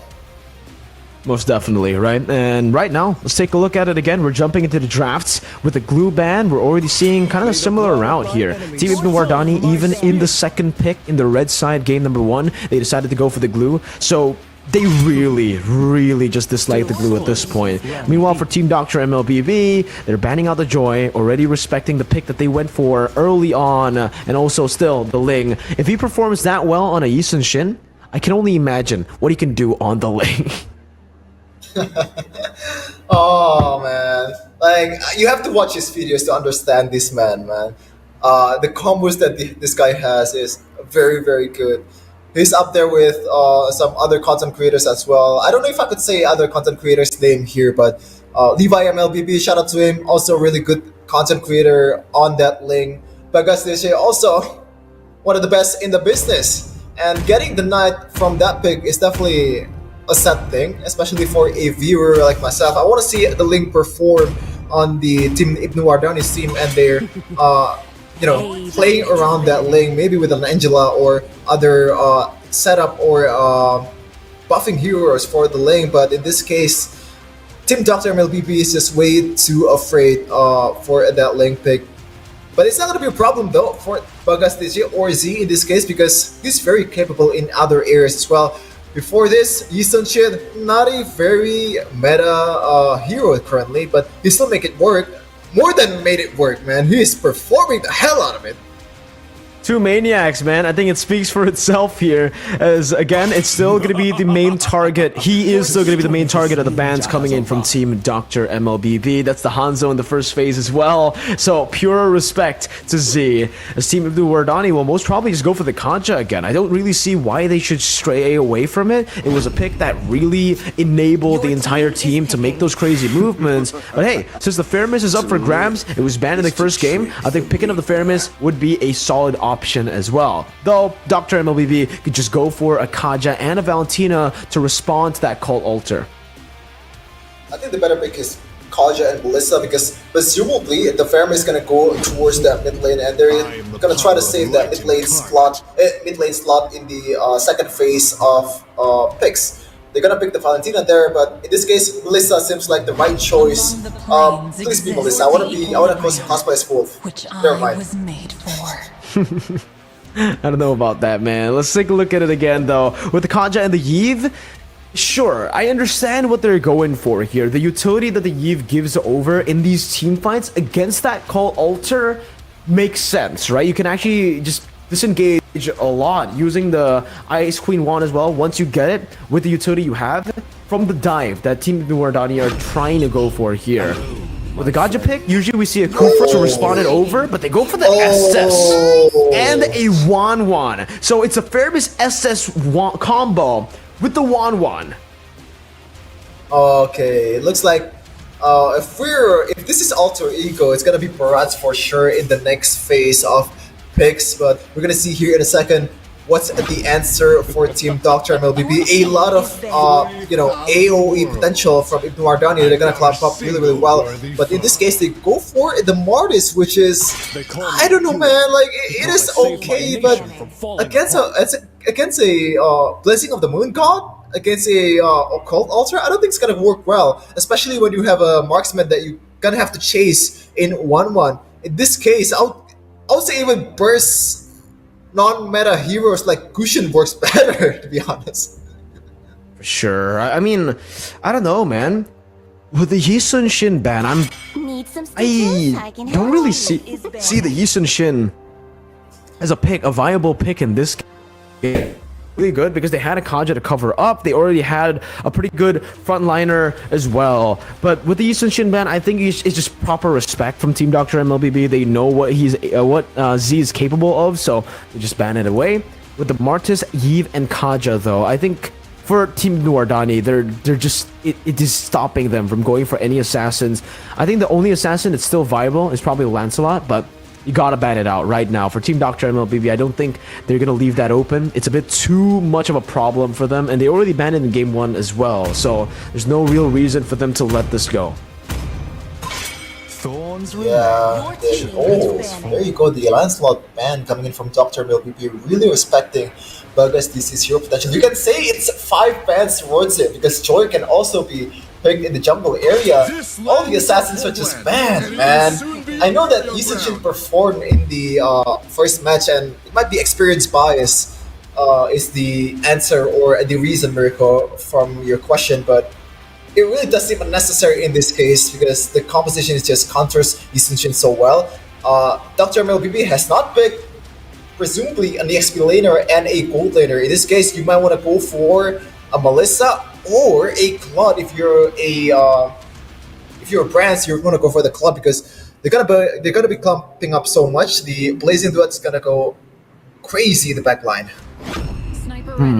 I don't know about this, right? Because sure, wow. that is. I'm not sure about the Claude, but I am sure about the Leslie not being a good pick here, right? Against the Estes and the Feramis, that single target is not going to do you any justice whatsoever. And with the Claude, I can kind of understand. You want to use that Cult Altar to deal with a lot of the, sustain, the AoE sustain, the clumping up nature of the composition, but with the, I'm not a big fan of the Leslie pick at all here. I think for Team doktermlbb, their last pick has got to be the Terizla, right? Terizla or Yuzong. They need someone who can actually engage and fully punish a clumped up composition. And Team ibnuwardani could definitely just deny that pick away from them. They could go for the Yuzong that works incredibly well here up against a Yves and a Leslie. And then they could just go for, well, did not expect that. It's a full front to back composition. They are doubling down on the fact that they want to go for the front to back. And yeah, it's an open Yuzong for doktermlbb. This time, I don't know. Both of the drafts looking okay, but I'm still just not a big fan of the Leslie. Yuzong is usually good when you're up against a clumping up composition, as you said, Mirko. But in this case, you have 2 insurance for the 1-1, which is pretty much hard to deal with on its own because the second skill does so much. It's a pretty much a free purify. The basic attack's gonna be make her really fast, just rotating around the map and disengaging. Also with the Blazing of the Moon God and also Cold Altar, it's just, I feel like in this case, Yuzong just bites you in the back because once you go into the Black Dragon form, it's pretty much a free crossbow tank for you if you execute it perfectly, if you play the kiting game correctly. And I believe the gold laner from the side of ibnuwardani is very capable in this case. I think so, right? I agree. The Edith pick is something that maybe isn't too prio, isn't meta right now, but it's definitely a comfort pick of ibnuwardani as we jump in straight to the Land of Dawn for game number 2. A possible clean sweep again for Team ibnuwardani as Team doktermlbb tries their best to try to at least first equalize. It's an uphill battle for them. Okay, you see who's using the 1-1 Mirko. It's a Z on the 1-1. It seems like all the heroes that needs a lot of mechanical plays is gonna be left out of 4 progress. You can see here Colyus with a very good Shadow Stampede. Might be getting punished here. doktermlbb with a lot of CCs coming in. doktermlbb, that's a really good Petrify towards the Valor 69. That's 2 kills for them, might be 3. Going for ibnuwardani once again. That's 3 kills in the early game for Team doktermlbb. They definitely trying to win game 2. Oh, it's a disaster early on, and this is the matchup we were waiting for, that we were expecting in game number 1, a back and forth match, and Team doktermlbb so far, they're able to deliver. Firstly, with an amazing strat early on, sending Zero on the Eve to the XP lane to soak in as much XP as possible to get that level 2 and to have a significant advantage when it came down to that fight. As CC Billiard now is trying to open up the map, Zero is right there to cover her, and it should just be an easy disengage from Team doktermlbb. Interestingly enough, Z, there's no one accompanying him, not even the Estes. Usually when you're using an Estes, especially in the ranked game, you'd want to just pretty much escort your gold laner all the time and try to win lanes, but in this case, they trust Z completely on this 1-1 to win out the lanes versus a Leslie, which I do understand where they're coming from, but, you know, a bit more insurance won't help. Valor 69 can help a lot in securing that gold lane lead. But in top lane, Mirko. Okay, oh, a little bit of miscommunications happening here. The Stampede brings him out of the Earth Shatter. As Dr. MLBB is going to be chunked down. ibnuwardani pops in the Primal Wrath. A bit too early this time around. Valo69 is all alone. Now with the Blessing of the Moon Goddess and the Cold Altar is still able to survive. Baiting out YL. Now it's going to be the Chain CC to lock him down. No Appraiser's Wrath, though, from Boba. Still unable to find those stacks. It's a solo kill down to the gold lane from Z. That's what we wanted and expected from Z, as he's now going to be able to munch on that turret shield while his team picks up a free neutral objective, and they might even actually transition it over to the orange buff, but they decide it's a bit too greedy to go for. Well, Mirko, you could say that's we wanted to see. Z with the 1-1 just killing Picky Bang alone. They're really trusting this player on the mechanical heroes, and it pays off. 1 kill on the gold lane is definitely huge, because every time, and even in competitive state, if you're losing a 1v1 in a gold lane, that spells big trouble. It's very tough, right? I mean, especially up against a 1-1 hero who can absolutely snowball. They're doing it again. One more hit. Z has picked up another kill, and look at the timing. That's what really matters here. The timing as to how they kill and when they kill Picky Ping. They kill Picky Ping right as the gold cannon minion gets into the turret range. So it's completely denied away from him, and he's going to lose even more gold now with the shove continuously going on in the bottom lane. Even CC Billiard on the Kaja is unable to find that pick. Now it's going to be the Onward and the Earth Shatter. Even the Shadow Stampede. It's a Chain CC. Dr. MLBB was unable to move. CC Billiard now with the Flicker Divine Judgment. That's a bit too late. Z's going to be able to purify out of that one right now. Looking for an outplay. He has the crossbow attack ready, and it might just be it. YL going to be chunked down. Zero with the real world manipulation. Unable to find anything. Z can continue this chase down below. Zero is visible. Cole Leos with the Flicker Shadow Stampede, and it's Z again with an amazing play in the 1-1. Gold lane gap, I repeat, gold lane gap, everybody. Z is really good at Mobile Legends. Fun fact though, Mirko, he's the highest ranked player currently out of all content creators right now. So you can see here, he's playing the game at high level. He knows how all the heroes work. He can carry, and the team trusts him completely on this hero. 4v1, Mirko. Technically 4v1 against against a Kaja, and Coleus might be eyeing for a Shadow Stampede here, and that's a really good Blessing of the Moon God. Just getting the kill towards the Kaja, and that's the only kill that they're gonna get. Another kill towards Z, which is snowballing pretty much the heck out of it, man. Oh man, yeah. And at this point, when you're 5-0 on the 1-1, man, there's not really much you can do. All you can do is Z, as you would like to put it, Chef in. But the turtle, second turtle of the game, is going to be spawning here, and Boba, it really doesn't matter at this point, right? Game number 1, Z was 5 levels ahead. This game, even with Boba transitioning into that jungle role, still ahead of YL. Team Dr. MLBB are getting absolutely outclassed. And even in the XP lane, Team Dr. MLBB himself isn't really able to be the real win condition for his own team. Here's gonna be a mid turret take. There is a 0 backup for a 0. As you can see here, the siege game, the kiting game from ibnuwardani's team is off the charts, especially with Z on the 1-1, kiting the heck out of the Kaja, out of the Divine Judgment, and getting the outplay once again. I've been saying this over and over again, but if you want a free skin, a 30 free skins, and it's not just any skins, it's epic skins. Cushion, Soul Revelation, Frostwing. Oh my goodness, Z has to pop with the flicker there, Ping. Oh, that's not a good idea. No, way! Oh, who am I to say that Z might be eyeing for another outplay here? One more to the crossbow tank, but CC Billiard has the advantage. And there is still the crossbow tank! He still survived! 0E will not be able to deal so much damage towards the 1-1. 0 gets punished instead. Dr. MLBB with the flash uniform, but there's not much damage he can do because the Blessing of the Moon God is there to bail the team out. Z, the best player on the floor. Oh my lord! I don't know what to say after that play. Coleus is now looking for a Shadow Stampede. Boba gets the orange buff, and Z has taken the game, and he's placed the game on his back entirely. He is the game. This is Z's game. I don't know what to say. He's absolutely styling, dominating, all the words in the dictionary that means a dominant display is being showed now by Z on the 1-1. Going for these crazy plays, you think, yo, there's gotta be a point where you get punished for these crazy plays. It would have been a stupid play to go for, not if you're Z though. That stupid play turns out to be a massive outplay that he can use to completely just stomp on Team Dr. MLBB's team, and all the while, his team was able to cover up for him, just reacting on his plays, and this is what happens. This is what you need to do when you have a player this mechanically skilled. You just play around him and give him the space necessary to make these plays happen.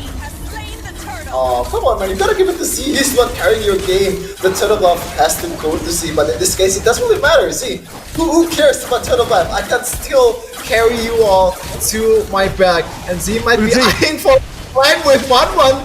GG period might be aiming for a punish with the Divine Judgment. Cannot get it yet, and that is a crossbow thing. That's a misplay. The misplay for Z. The cold altar is there, but still gets the WL. I mean, what are you doing? And Dr. MLBB will not be able to get anything towards Z. 704. This guy is still snowballing.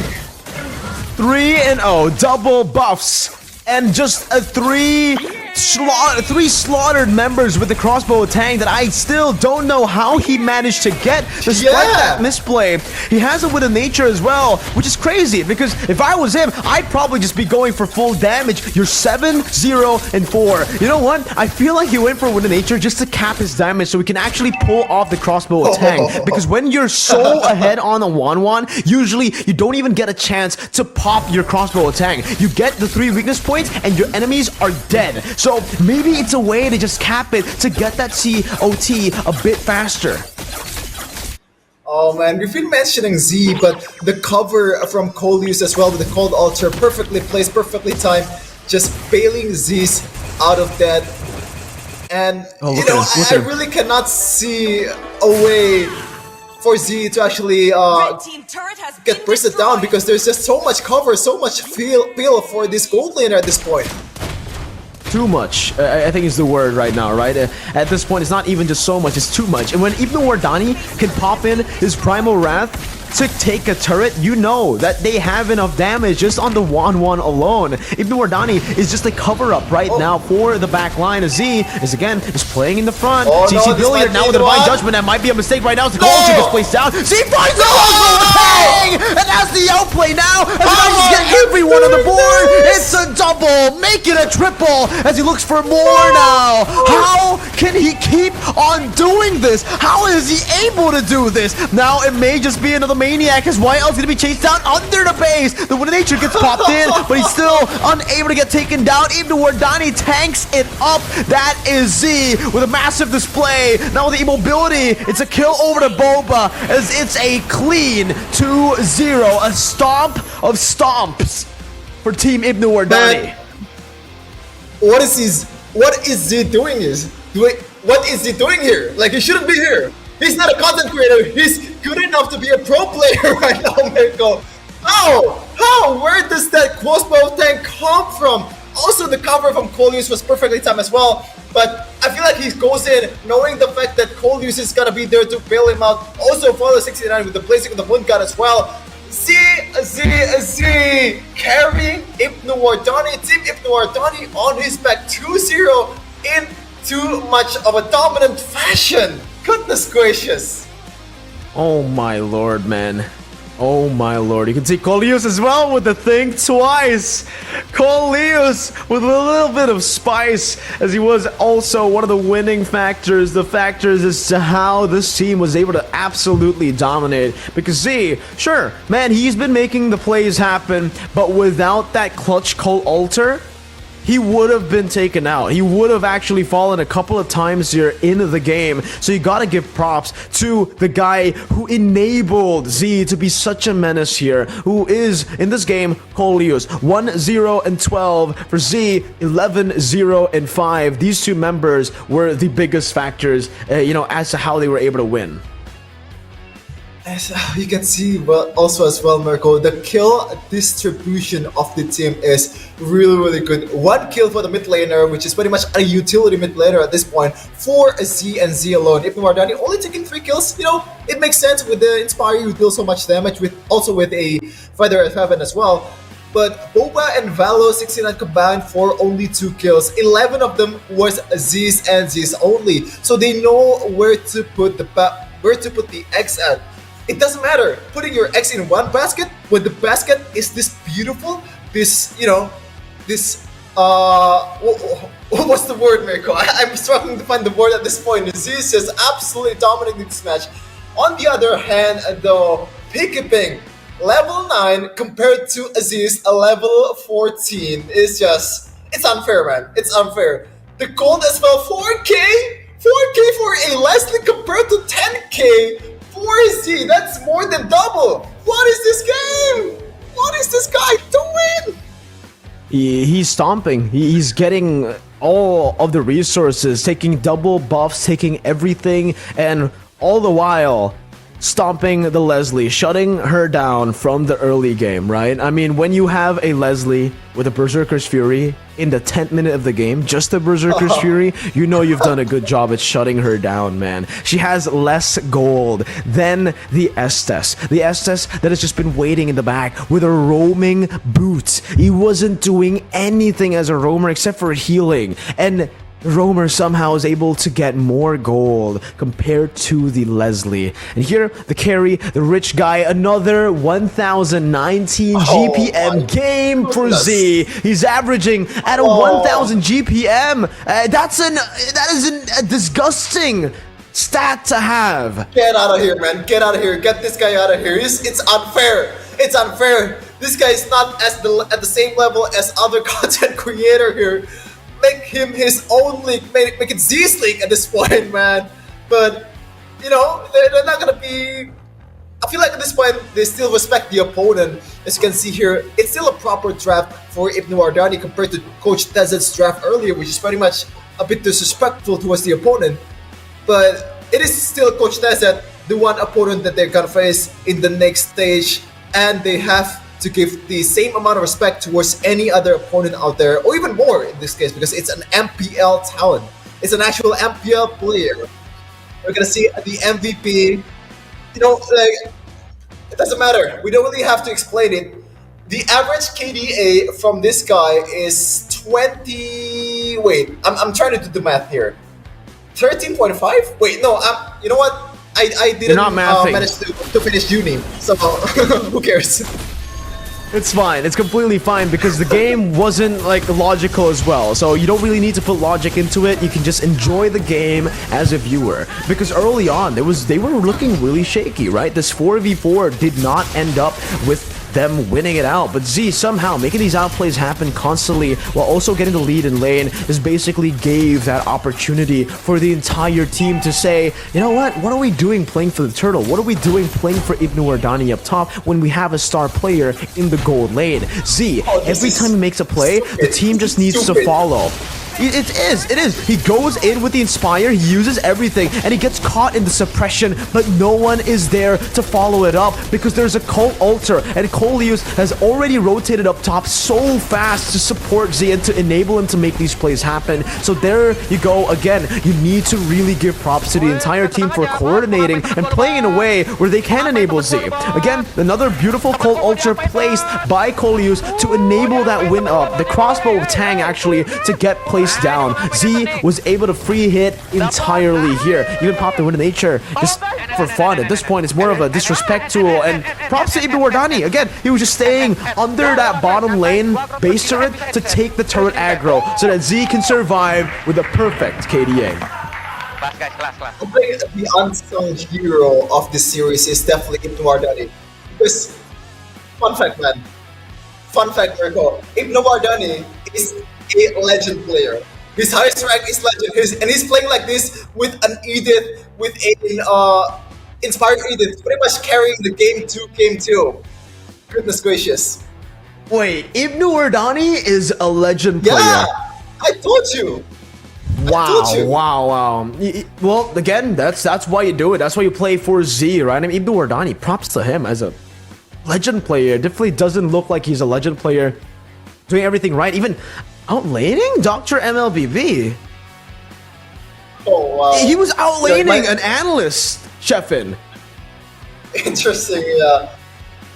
Well, after this, we're gonna see, most awaited match for us at least. It's gonna be the battle of the Z versus Coach Tezet's team. But before that, we need to take a break, Mirko. Absolutely, ladies and gentlemen. So I'll take you to that break. You guys can stay tuned, obviously, because there's only going to be a 15-minute break. Not a long time at all. So grab your popcorn, take your seats, and enjoy the matches later, because we, Miracle and Chefin, are going to be taking a very short break.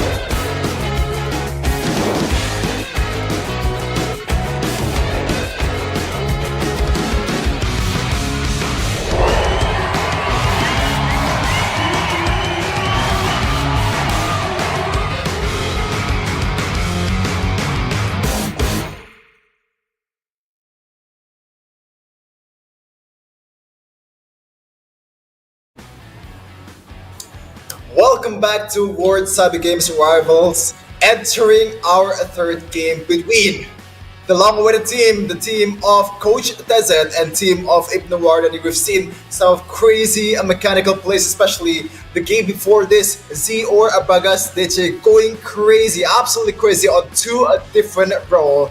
But in this case, their opponent is definitely not the one to be taken lightly. It's Coach Tezet and crew, an ex-MPL player, an ex-MPL coach, and right now still coaching on other national teams, on other countries' national teams, Mirko. That was the big news, right? When Coach Tezet was announced as the coach for the Bangladesh national team, and a lot of the different just crazy, amazing national teams who've been able to develop so fast, and he is one of the reasons, one of the factors as to how they were able to get a lot of the success. And so far, we can kind of see that Tezet mastermind or masterclass being present. Tezet, Chefin, for this game. Game number one was an absolute stomp for match number one, but then we did see a little bit of a slump. So we'll see right here as we announce both of the teams if they can keep that form into the upper bracket match. The final of upper bracket. It's gonna be interesting who's gonna win in this match, Mirko, but we're gonna hear some of the words from TV first. After this, there will be an interview. We'll try to translate it for you guys in the stream. We're gonna be welcoming first, though, up to the stage, Coach Tezet. His team with Priyo Romano, Euphodia, with Ilal W as well. This is a team with a lot of potential. They can perhaps, maybe, represent Indonesia in the rivals for WCG 2023. A lot of potential, but also a lot of weakness as well, especially in Kelvin Kimang. I'm sorry, man, you're one of my favorite content creators, but you gotta stop playing this showhead if it doesn't work. So far, if it works, it does work, but this opponent is a different breed. Especially ibnuwardani, a legend player with an Eden Inspire as just popping off. A lot of crazy plays for him as well, sustained plays. But the start of the match, of course, Bagas Deche TikTok, or better known as Z in the Land of Dawn. Also with Coleus with a lot of covers as well.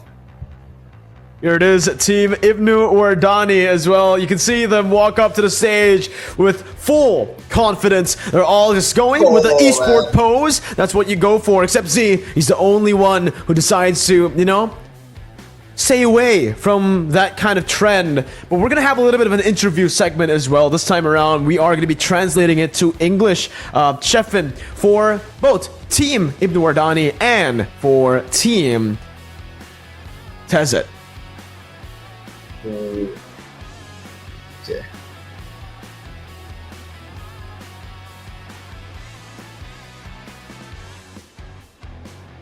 But Mirko, man, this is a pre-show to the main event of World Cyber Games, but there's already a team that I'm really looking forward to the most. It's not an Indonesian team, it's not a PH team, it's a Mongolian team named Lilkan. Before I discuss what the team does, we're gonna see TP interviewing some of the players in the upper bracket finals, and I'll try to translate it. So the question is, how are you feeling in this matchup going up against Team ibnuwardani? Did I hear some words like brother? Is he his brother or something, or an actual brother? Something I'm trying to figure out as well.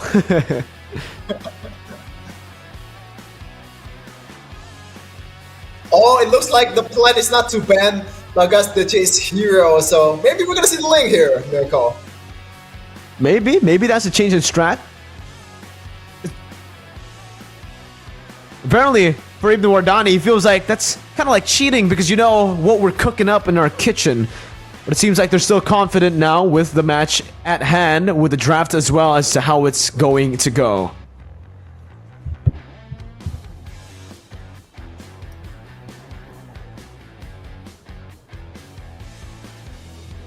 The question is, what are your thoughts on two maniacs from Bagas Deche and a very fast match? Oh my goodness. Ooh, a spicy answer from Tezet, the only guy who can play In that team is Bagas, Mr. Z himself. He's just throwing shots at every other member. Coleus, ibnuwardani, everyone Not here. Coleus. Not Coleus.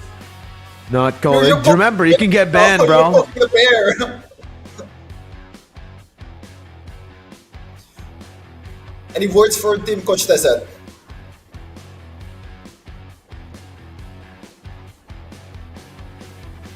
All right. We got. So the question was, One of the players cannot play. Okay. One of the players is a PC player. He's not even a mobile player, so they're not concerned with anyone on Coach Tezet's team. We got a lot of spice heading into game number 1 of our final upper bracket match, and I love the drama already building up here, Shepin. Well, one thing for sure, though, Coach Tezet's gonna be banned from Moonton and any other tournament in the future for poking the bear in Coleus. But man, oh man, the banner is crazy from both the teams. They know they can play, especially Bagas and Coach Tezet. But don't forget to also sign up for the open qualifier for World Summer Games Busan with a total prize of $40,000. I'm sorry, that's a lot of dollars. That's a lot of big bucks, Mirko. Oh my goodness! And you can also get skins big bucks from registering as well. Absolutely, man. I mean, so many chances for you guys, not just obviously making it to the main event in Busan, but obviously just even if you just join for fun to see what your team is capable of, you have that chance to win the skins that obviously everybody kind of wants, right? Here though, this is the semi-finals for the upper brackets. Again, up top we got Team Coach Tezet up against Team ibnuwardani. Updated brackets for Team Inisikiboo and Team Dr. MLBB that are going to be facing off against one another tomorrow in the next match. Ooh, okay. So we don't know who's the winner is gonna win from Coach Tezet and ibnuwardani, but I feel like the better showing in terms of like the skill gap, in terms of like how evenly matched they are. Inisikiboo and Team Dr. MLBB might be the better match here compared to this match, because also the prize pool, by the way, it's not only gonna be for the winner of the whole tournament.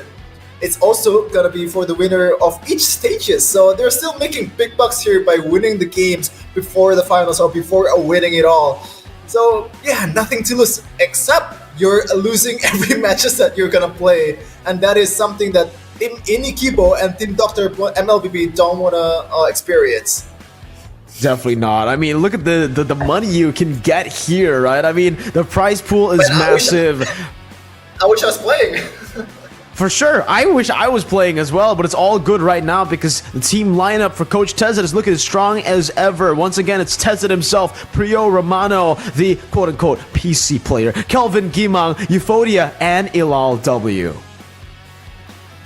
Well, we see Euphoria. There's a Fanny player there. It's gonna be interesting if we're gonna see an actual Fanny match in this tournament. But ibnuwardani, what are you doing, man?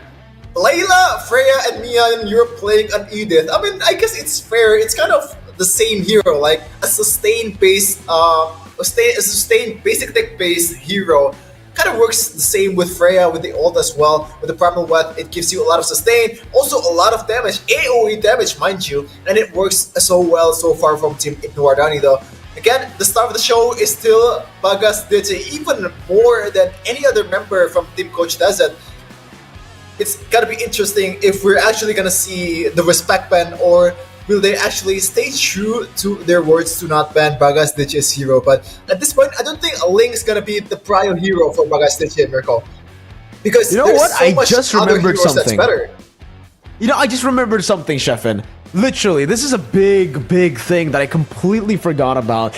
Remember, Coleus and Coach Tezet actually have beef with each other in MPL Indonesia Season 10 when Coleus said that Oro Fire, the team he was coaching at the time, barely made it into the playoffs. They were lucky to be able to make it to the playoffs, and Coach Tezet, didn't respond too well against those words. So maybe you could see that spice earlier in the interview with Coleus and Tezet, a bit of, tension in the air right now. And fun fact, they're both playing roamers, so I can't wait to see what they want to go for in this roamer 1v1. That's a bit personal. Well, there's already the beef. Wow. It is the question of who's gonna cook it. Team Coach Tezet, I don't know what you're doing, man. I thought you were saying that you're not gonna ban some of the heroes that Bagastechir or Z is playing, but right away it's a Ling and a Yi Sun Shin. I don't know about that Yi Sun Shin, man. I can understand the Ling because the mechanical ceiling is just way too high for Bagastechir, but Yi Sun Shin, interesting. It's very, very interesting, right? I mean, I think right now they're just taking away the comfort picks from Z. They really want to shut Z down all the way from the early game as well. So you can expect very, very big emphasis from Team Coach Tezet in that trio mid lane to completely shut down Z, maybe invading early on, because we did see that there are some of the weaknesses, those are some of the weaknesses from Team ibnuwardani that even Team Dr. MLBB was able to expose sometimes. So that's a 1-1 as well. Just shutting down the possibility of that flex potential from Z as well. As from Team ibnuwardani, it's more or less still just the prio bands who are getting targeted now with the glue and also the joy. Okay, so it's still a standard ban from Team ibnuwardani. Interesting that there's pretty much nothing to respect. I was gonna say there's pretty much nothing to respect from Team Coach Tezet, but I might actually want to ban the Jawhead if I were Team ibnuwardani because it's the only hero that Kelvin Gimang can play at this point. Even the comments support me as well. We'll see about that. We'll see if Team ibnuwardani are aware of that fact, or maybe it's just a, just a known myth right now that he can only play the Jawhead. But I agree. I think if they go for the Jawhead, it would be very, very wise. We saw in 2 games. There's no ban.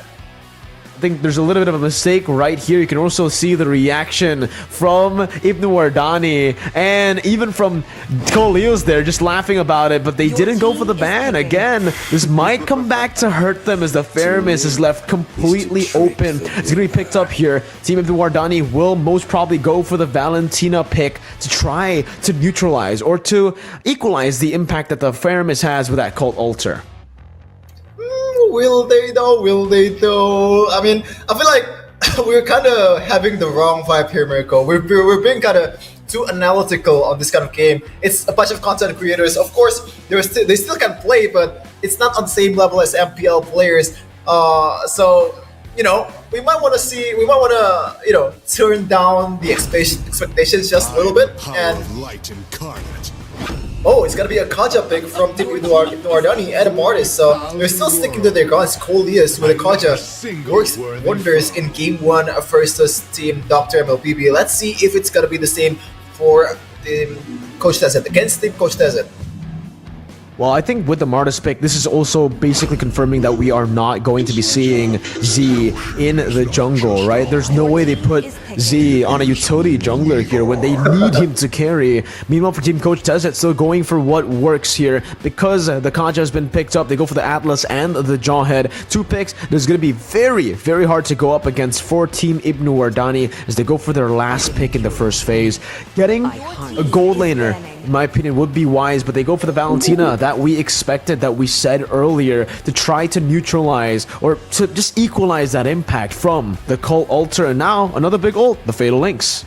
Yeah, I was gonna say that it's not the only ult available for presumably it's gonna be either Valo 69 or Coleus. I think it's gonna be all Coleus to utilize with, especially against a composition that utilizes Faramis. It's gonna be harder for the Faramis to evade all the Fatal Links, the copied Fatal Links from this Valentina. We're entering the second phase of the ban. Let's see if Team ibnuwardani still gonna ban some heroes, or yeah, they're gonna ban some heroes finally. I feel like in the first phase of the bans, they just forgot, like, wait, where's this hero? Where's this hero, bro? Like, I can kind of relate to that.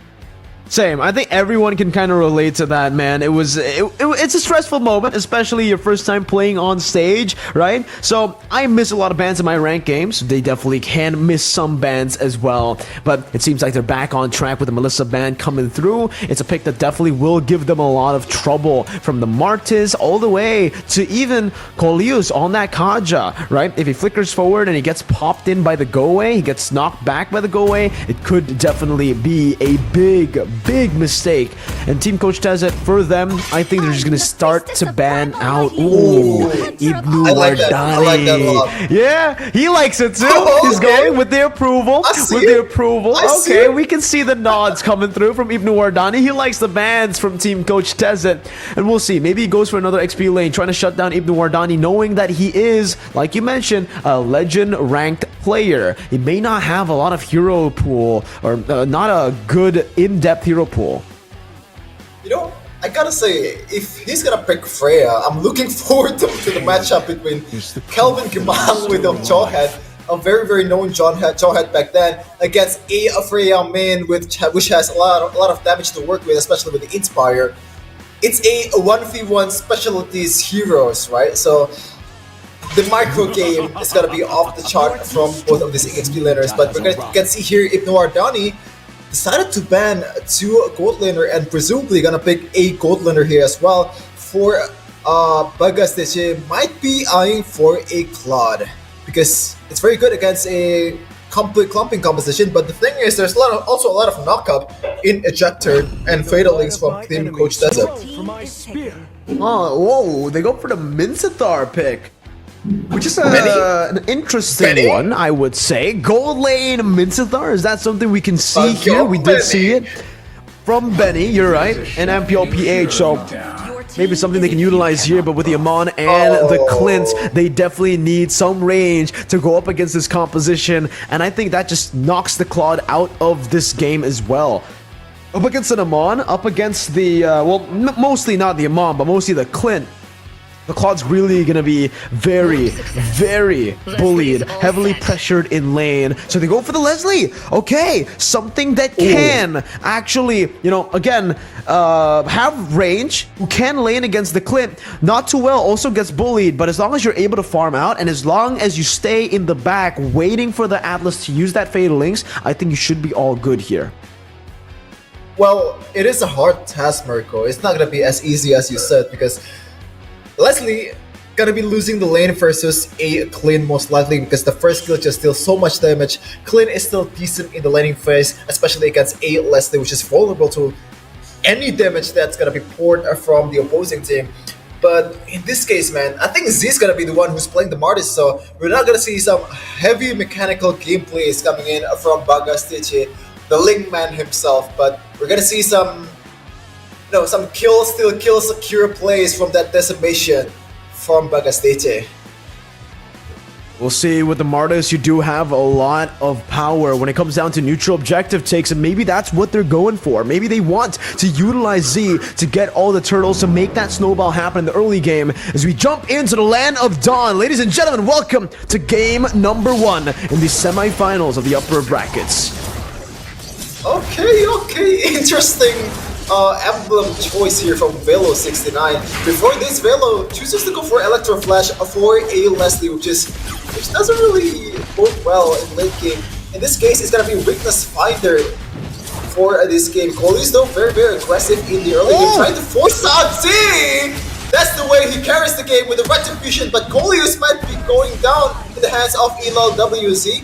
Still looking for more punish. Gonna be just cleaning the house for the opposing junglers. I think it's a W from Team ibnuwardani, not to lie. Big dub, man. Getting Euphoria low or shutting him down early game is definitely a very big win condition. Considering that he go for it again here, Euphoria is able to secure the purple, but he does lose out on the small minion here, so Z will have a significant early game advantage on the Martis, a hero that will already have a clear lead. Definitely going up against the Amon, they're able to completely abuse it in the early game, and Tezet on the Atlas, as expected, he will be definitely like lacking when it comes down to the presence he has on the map compared to Akaja. As in the top lane, ibnuwardani is gonna be forced to flicker out to safety, but luckily that orange buff steal happened, because if that didn't, you would have had the endless shards to dish out more damage to look for that dive possibly. Oh, top lane, Kelvin Gimang is gonna be bursted down by the decimation from Z. As I said to you over and over again, this guy is not only good at micro, also the macro. This guy plays a high level of Mobile Legends. Meanwhile, Coleus might be taking that mid lane way. But we're gonna have a pause here, and we're gonna troubleshoot the problem as soon as possible to give you guys the best match possible. Also, Again, right? I mean, I don't know if that was because of a technical issue, the whole steal there, but it was a retribution perfectly placed by Z. A bit of a miscalculation, I believe. But no, it's completely fine because it seems like the technical issue comes from the side of Team ibnuwardani. So no concern whatsoever from coachtezet and his team. We'll see if they can resolve this ASAP. We're still troubleshooting, ladies and gentlemen, so please do be patient with us. Fair play is our #1 priority here, and we'll definitely give ibnuwardani and Tezet both their teams time to resolve their issues if they have any.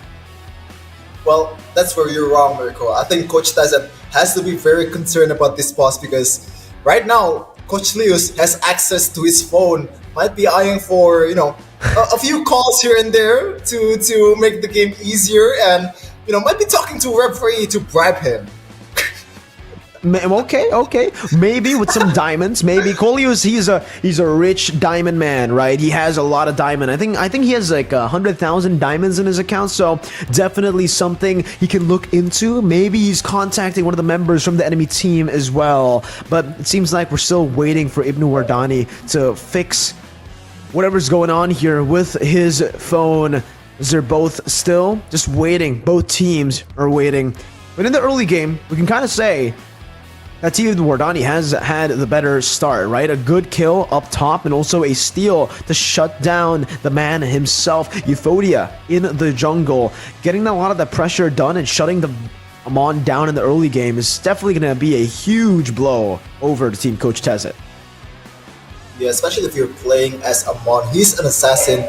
Yes, he's gonna scale in the late game too, but the thing is, when you're up against a utility jungler, you want to have as safe as possible jungles in your jungle, because it's gonna be very hard for you to secure the jungle if the opponent's gonna have more, keep taking it over and over again, constantly invading, because the utility jungler is usually tanky and there's no way for you to burst down all those members unless you have backups from your teammates.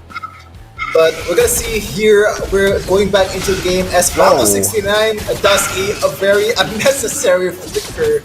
I mean, safety measure, I guess. Yeah, but also for Valo, he actually went for Weakness Finder, so even further away from Weapon Mastery. Not too sure what he's trying to go for with this Weakness Finder. Obviously, he's not really going to be able to get a lot of big hits, or a lot of hits, actually. More of a, not a high attack speed kind of hero. So we'll see if this works out for him in the end. Because right now, for Team ibnuwardani, they're able to do everything. Turtle into the purple buff, stealing it away, and again, shutting Euphodia down. Well, at this point, even though Tezet is really good at macro, there's not much you can do because it's a Martis against an early game Atlas that doesn't really have the ult yet, but its top lane is still a battle of micro between ibnuwardani and Calvin Gamang. In terms of a 1v1 potential, Calvin Gamang has it, but the thing is, ibnuwardani is rocking that tenacity emblem, man. He's not gonna get bursted down easily by those ejectors and unstoppable force combo. Even with killing spree, even with assassin emblem, he's still gonna be hard to burst. But in the bottom lane, this is what Coach Tezet's for. A kill in 10 seconds, Virgo. Look at this.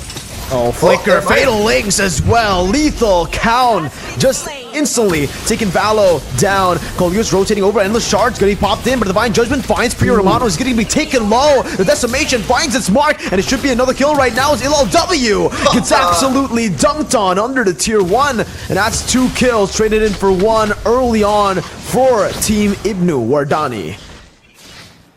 Well, it looks like it's not going to be a good punish before Coleus just drags one of the members of Coach Tezet out of the Cold Altar to make it an even game for Team ibnuwardani.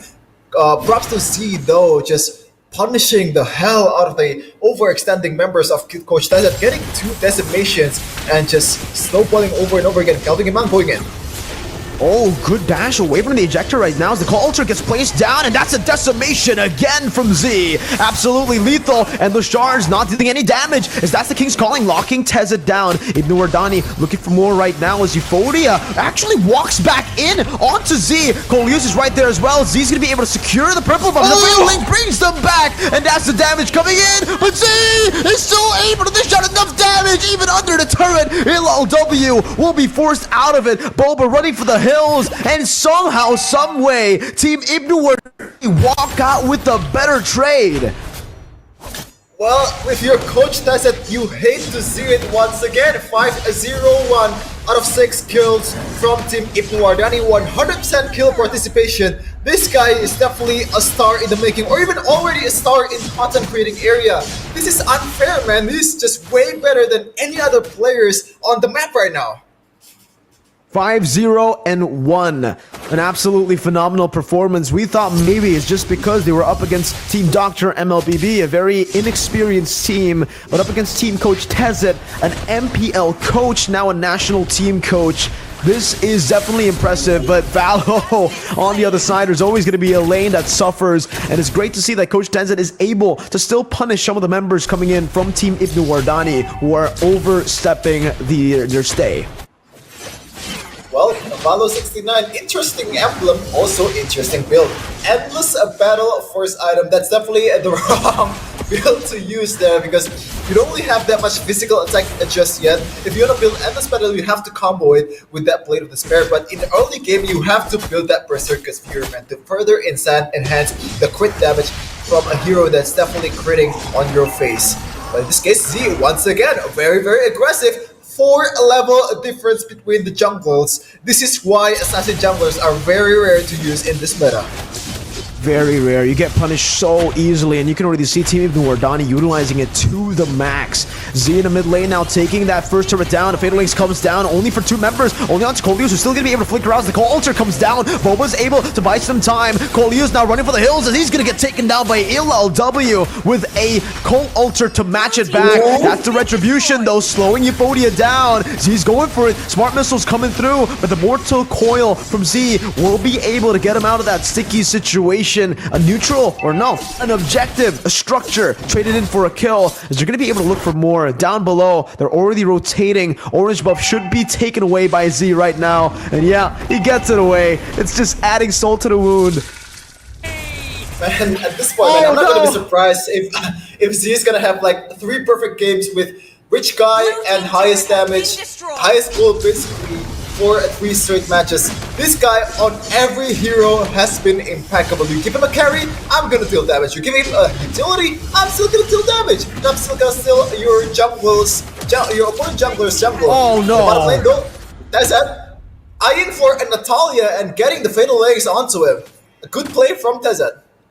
After saying what he said in the interview, saying that there's Z is the only good player on Team ibnuwardani, he's not really able to match what he is saying or what he said earlier. Coleus waiting there, looking for the Divine Judgment, but will not go for it here. No full commitment from Team ibnuwardani. They have a 4,000 gold lead, and they can surely just utilize this with their items. Well, so far the Jawhead pick is just non-factor at all. 0-2-1 in out of all the team fights, he's been only useful like once, and he really doesn't deal that much damage, especially to the frontliners of Team ibnuwardani. It's hard for them to actually go for it. Oh, ibnuwardani is gonna get taken down here with 4 people there. It's just gonna be an easy kill for Team Coach Tezet as we're entering another technical issue from one of these teams. I think it should be from ibnuwardani again, I think. Like, I mean, he just walked into that bush. I feel like he is having some connection issues, or maybe there's something going on, because, again, yeah, it does seem like it is ibnuwardani who is suffering from the technical issue right now. We're trying to get it fixed once again. Hopefully we can resolve it ASAP right now, as we're already having one of our referees handle it. It's a really good lineup, man. I think so far it has been showing that ibnuwardani is the better team, or even the best team in this competition out of all 4 teams. The drafting, even the drafting for the players, not just the heroes in the land of Dawn is better. So you can see here, ibnuwardani is still having some batters with the members of Coach Tezet. This is the vibe that we're trying to see, man. Both teams are just competing, and they're all smiles, and they're trying to get the prize pool and get that ticket to Busan. You can, yeah, I mean, the banter is always just fun, right? Especially for both of these teams. They were bantering right before, not just in the game right now. But Tezet, man, he has to prove his words right now. He's saying that there's only one good player on Team ibnuwardani, but he's been missing a lot of these fatal links, and this team currently is losing. I think if they get to the late game too, the Leslie should be able to dish out proper damage to actually win out against the Clint in scaling. Coach Tezet, definitely the one that has to prove his worth, because in the latest match against Nepal, he lost to a player with an abbreviation name that spells something, but in this case, he's losing a WCG, which also, if you're trying to take the first letters, it's BDC. So before it's B something C, right now it's BDC. Maybe at this point, right? I think for Team Tezet, Team Coach Tezet, what do they have to go for if they actually want to win the game? It's a best of 3. Remember, one big mistake, one game gives the tempo over heavily to the other side. And Team ibnuwardani, we know so far that if they get the lead in the early game, they're able to close out games like it's nothing. Meanwhile, for Coach Tezet, we have seen his team kind of struggle, even with the early lead, even with a 10,000 gold lead. Well, to be fair, the composition is just not there to support like a late game push, late game stage. With an Akai, with a a hero that doesn't really have a lot of range against a Melissa, you're just gonna get punished real hard in high ground situation. But in this case, they drafted I would say a bit shakier composition, to be honest, especially in that Aemon, and it's already getting gapped a lot by Z, especially in this case. Okay, we're back in the game, ladies and gentlemen. Sorry for the wait, but finally we have that technical issue sorted out for you guys back at home for your viewing pleasure. Boba's already looking for a cheeky little pick. Kelvin Gimong gonna be chunk low, or the lightning truncheon buy from Boba. Definitely gonna be able to enable Team ibnuwardani to look for a lot of these faster fights, helping the burst coming through for the decimation to execute and get those resets. Yeah, in terms of combo, in terms of wombo combo, the whole, there's a lot of AoE damage from Team Coach Tezet. If Coach Tezet actually lands a really good Fatal Links, the shards from aim is just gonna pour, all the damage is gonna be poured to multiple members, man. It's not just like one hero luck, but in this case, Coach Tezet eyeing for a concealed play with a perfect match, trying to get one, and he doesn't get one. Boba with a beautiful dodge there. That is a big resources burn from Coach Tezet, and the lower is going to be taken by the Z, except if they want to contest this. Beautiful play by Boba again with a very slick maneuver to dodge away from that Fatal Links, and that's the reason you go for the Valentina, that dash. You're able to actually escape from the Fatal Links without the Purify, and without Lightning Truncheon, he's already building perhaps towards I don't know if he's going for a Divine Glaive early on here or a Holy Crystal, but that is the BOD that needs to be picked up here for the Endless Battle to deal some damage. And with the items so far, I thought that Priya Romano would definitely have a little bit of a lead compared to the Leslie, considering, the ganks have been happening into the gold lane, but no, it's only just it's 100 gold lead for Priya Romano. Definitely not enough to really justify the Clint pick early on.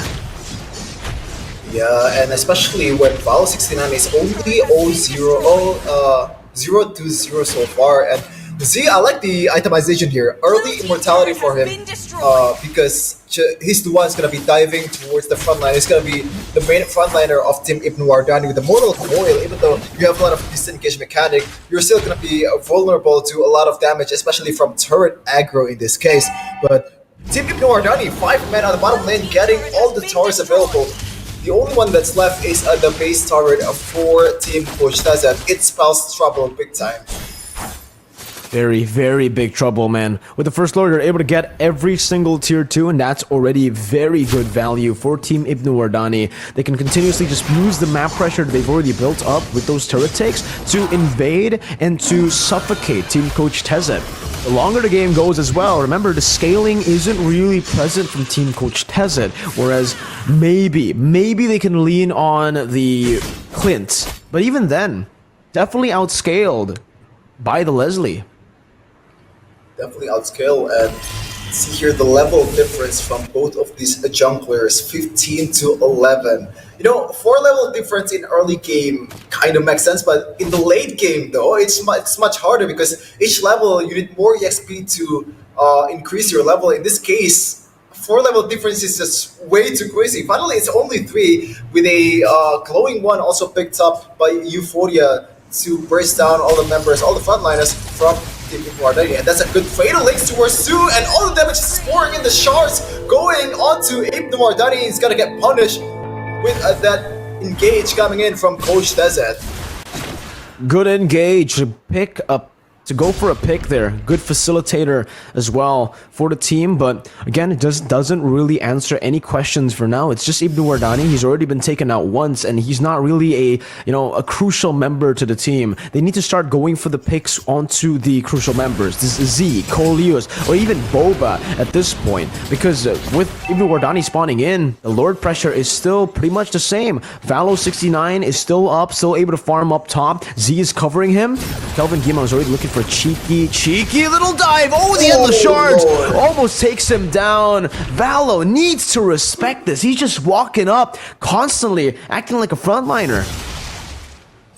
Ooh, I think at this point, coachtezet has to play around that high ground battle, you know, because has to play around that base turret, because see the potential that he has, the destination and all the punishes came from outside of the base turret. But in the base turret, you have a lot of turret aggro, but coachtezet going in with the fatal lace, getting 2, and right now it's go time for Team coachtezet. ibnuwardani is gonna be bursted down by the endless shards. Kelvin Gimang is still in the front line trying to do damage toward Z, but he's gonna get punished with a Valo 69 with the damage there, late game damage from this Leslie. Z is gonna get bursted down by the members of Team coachtezet, but still has the immortality here. coleus might be getting down, and Z very low too in the back line. That's a W for Team coachtezet. 1-2 trade here, but coleus and crew might be eyeing for a load here. Aiming for the Valo 69, the damage doesn't go through. What happened there? Oh man, I'm not too sure about that. Does Valo have magic defense? Is that what he's going for? Because you're right, that did not do any damage. It should have just probably been a one-shot here, considering Euphoria is already level 14 and he should already have that item to actually go for it. Tezet though, now with the fatal links onto 2 members. ibnuwardani responding back with the King's Calling now, locking Tezet down into the Lord Pit. That's a lot of damage coming through, but Z isn't able to find a decimation as Culture comes down, and the Endless Charge takes him out. That's a retribution by Euphoria. Valo 16 running for the hills as Prio Romano is able to free hit in the back. Boba steals away the Cold Ulcer, but it's still going to be poked down by Prio Romano. And like we mentioned, man, when you give Z a utility jungler, sure, the early game goes smooth, but once you transition into the late game, Valo 69 on the Leslie again, he walks up and he gets taken out by Euphoria. Well, lack of respect is there for Team ibnuwardani. Valo 69 is just walking into the endless shards, 4 shards too. But so far, the MVP of Team coachtezet is definitely the captain himself, coachtezet, with beautiful setups over and over again. Not just getting 1 or 2, he's been getting a lot of good engage towards the most important members of Team ibnuwardani. In the Lord take, he's going for Z, even though he knows that Z is a very tanky member of Team ibnuwardani, but he knows that he has to take out the jungler if he wants to go for another one, and ibnuwardani might not be the perfect target here, but he's gonna get bursted down anyway. But the endless shards from Euphoria, they might be eyeing for more with Lord in the top lane, but for a 3-5 situation right now for Team coachtezet. Tezet going in again with a perfect match. Doesn't get anyone, and looks like ibnuwardani is going to be able to defend that top lane unless they want to go for more. Sieging is still happening, and that is coleus with the pull towards one of the members of Team coachtezet, and that is a fatal links towards 2, and that is a really good punish. for Team Coach Tezet. It's a 4v2 situation, 5v2, and it's gonna be a wipeout for Team Coach Tezet. They want to end it right now, and it's gonna end it. A really beautiful comeback from Team Coach Tezet. Talk your talk right now. Oh, there you go, backing up the talk. Tezet even just walking out to the other side, just taunting in front of Team ibnuwardani's faces. You can see how happy they are with that epic comeback victory, and you can see Tezet just light up after that win. The whole team hasn't sat down since. Euphoria's still yelling, and it just seems like they've won the mental battle. Like I said, man, in these amateur fights, matches, game number 1 is super important. It gives you all the tempo you need, the confidence, and that morale booster. And for the enemy team, an inexperienced team playing offline, it could just be the end. Just with that taunt, with all the yells, how do you handle that? Well, I don't know, man. But from the early game, though, it looks like Team ibnuwardani got it in the bag. But in late game, Coach Tezet just carrying the team onto his back. The fleeting time also works well for his Atlas. Been getting more kills, more setups from his teammate with that cooldown protection from that ultimate, from that Fatal Links. But after this, we're gonna see the item builds from both of these teams. As you can see, they're a very early Fatal Links for Coach Tezet and 1-2-14, a really good KDA, but not gonna lie, Mirko, I really didn't expect 11-1-6 KDA from Euphoria. It looks like he's been behind the whole time, but he's probably a silent killer. Absolutely a silent killer, man. I mean, again, Euphoria, it didn't look like he was doing well at all, but he was able to scale really well after getting absolutely shut down in the early game. It was a 4-level lead for Z, but like we mentioned, on the Martis, there's not really much you can do aside from secure neutral objectives. Valo69, we gotta really be honest here, he's definitely lacking as that gold laner. They need more of a presence in the gold lane to actually carry these games, because in this stage, you either have a carry in the jungle, a mid laner, or the gold lane. If you go for utility jungle, just don't play Z there. He's completely wasted in that utility jungle role unless you're able to end within the 12 minutes, which is very hard to do because Team Coach Tezet, they have amazing fundamentals. Sure, they were losing in the early game, but the fundamentals, the understanding of just waiting for that right engage to turn the tides, that's what gave them the upper edge. Coach Tezet, he is a macro savant, and you're seeing it here as well. Early game loss, just chill, let his team farm, open up the map constantly, and even go for these risky Fatal Link combos that doesn't look good, but it buys them time, enough time to scale back up to get to a point where they can fight. So it looks like the answer for Team ibnuwardani is probably going for a pick for Valo69, prioritize his hero to a more reactive pick, to a more low risk pick. For example, the game before he's playing the Estes, which is pretty much a pretty easy hero mechanically, I would say, especially when you're carried by a Z with 1-1. But in this case, he's the main damage dealer with utility junglers. Also, your EXP laner doesn't really deal that much damage because he's also going for that tank build. So damage only comes from Boba and Valo69 and a little bit from Z with that decimation. It works in the early game, but in the late game, you have to be the backbone of the team. You have to play much more safely, especially against an Amon. We've seen this over and over again. The lack of respect towards the endless shards just kills Team ibnuwardani. As you can see here, Rich Guy. Wait, what? Rich Guy Aemon? That is insane. 4 level behind from the opponent's jungler? Really? I think it just proves. Wow. This just proves, Sheffin, that bounties are very important, right? The thing is, sure, alright, he was shut down completely, but he was the one who's been getting all the kills back. So the shutdowns all just went to his pockets, and it enabled him to be such a massive force. The carry and the Rich Guy from a guy who was 4 levels behind is completely absurd, but I think at this point, we understand that in this series, we need to completely abandon logic. Euphoria is your MVP for game number 1 of the semi semifinals for the upper brackets, and yeah, he completely deserves it. On to Saman, such a horrible start to the game, but it's not about how you start, it's about how you finish. Yeah, MVP presented to you by Smilegate Stove and TikTok. Definitely deserved for Euphoria. Even though he's been behind the whole time, he's just tuning up the Jets in the late game and utilizing that setups from coachtezet to the utmost perfection. All the endless shards also deals as an AoE damage if the setup is also, clumping all of the members from Team ibnuwardani on the same place. So it's a perfect match, a match made in heaven for a team coachtezet. But after this, we're gonna check the highlights on what's happening. What happened? Why? How did Team ibnuwardani fumble the bag in this match?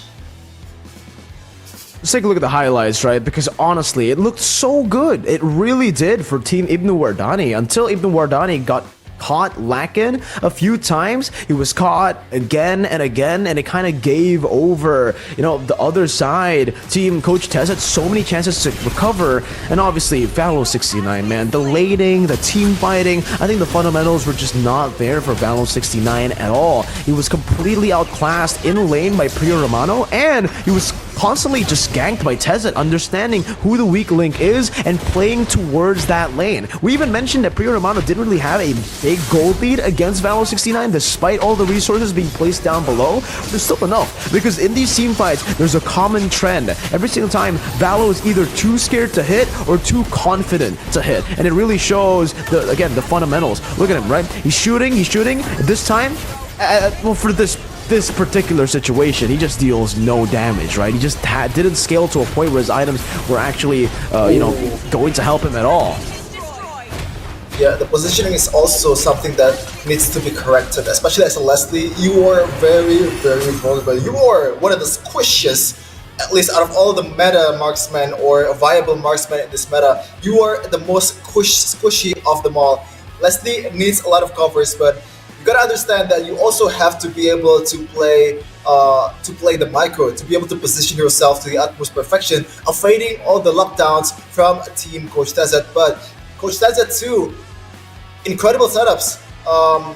Euphoria, incredible lockdown as well towards the member of Team ibnuwardani, especially that Leslie. He needs to have, I repeat that again, he needs to have much more riskless hero, low mechanical heroes like Estes, and try to play around that composition. And Z, if he actually gets that utility jungler again, I think it's not as bad as this match would be. I agree, right? I think, no, for Z, I honestly feel like he should just transition into the gold lane if his assassins get banned. If his assassins don't get banned, then sure, you can make it work, right? But even then, I think at this point, coachtezet will be pretty confident to just let go of the Yi Sun-shin.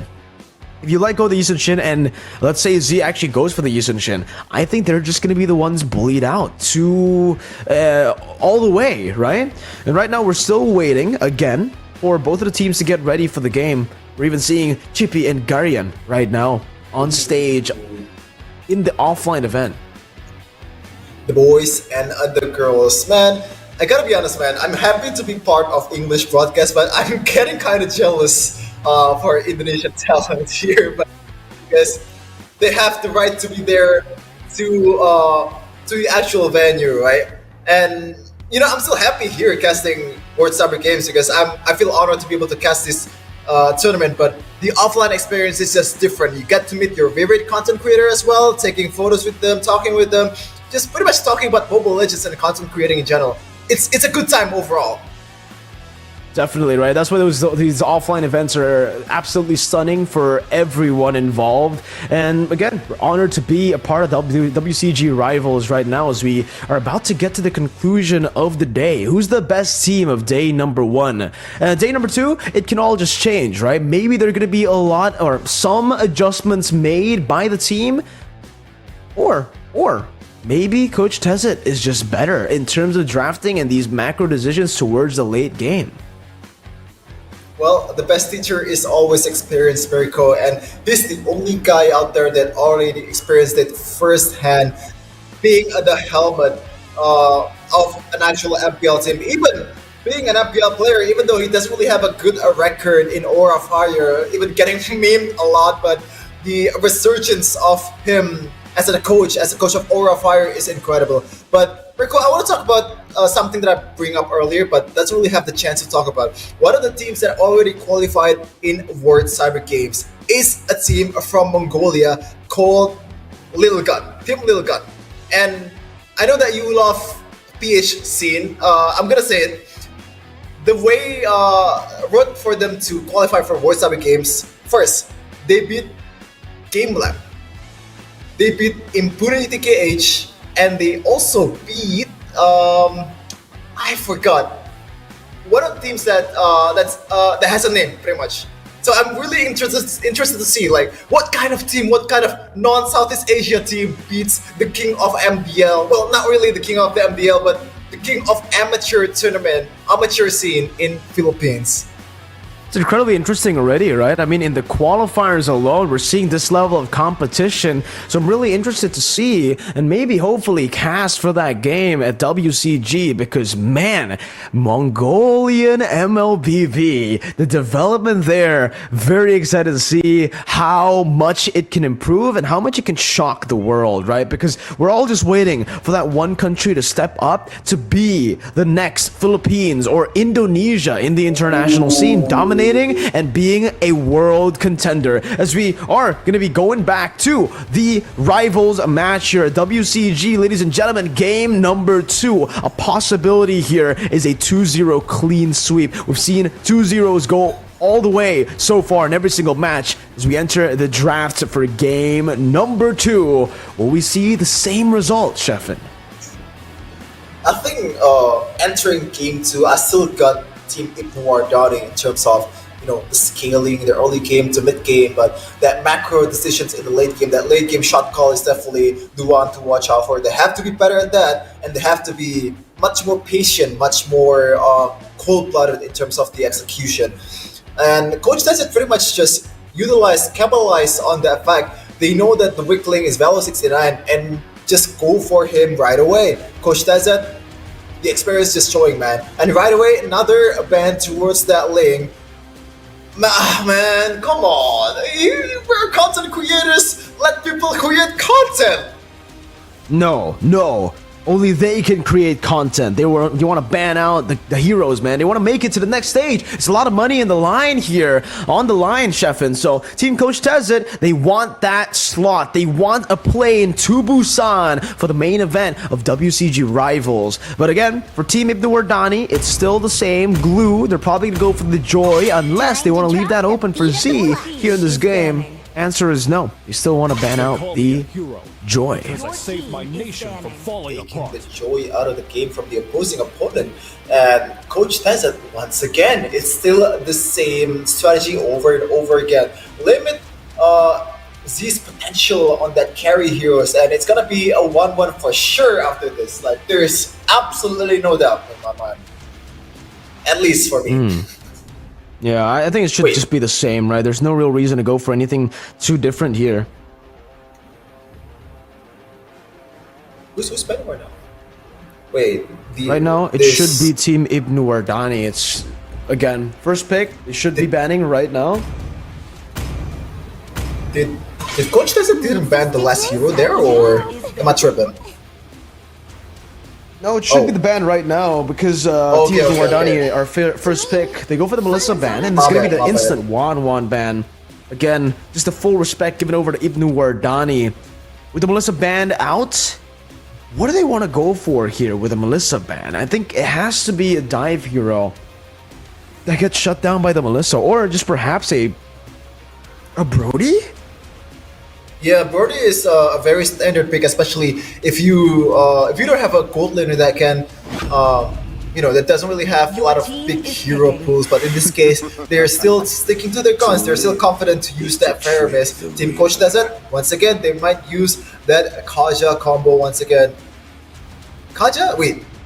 Before this game, the one who uses Coach Tezet Faramis had the is Faramis. Coach Tezet. Okay, my bad. They swapped. Yeah, they completely swapped. It's gonna be the Martis and Kanja. So it's literally the same draft, just we're seeing it in a different side. And for Team ibnuwardani, I think they can double down on this. Again, pretty similar to how Coach Tezet was able to use the Kanja, how Coach Tezet was able to counter the Kanja Martis. Team ibnuwardani, do they want to go for the Atlas is the question. Julius, he's more of a passive roamer, and it's Z on the Hanzo as well. That's what we were waiting for. A carry pick in the jungle that can actually just absolutely carry the game.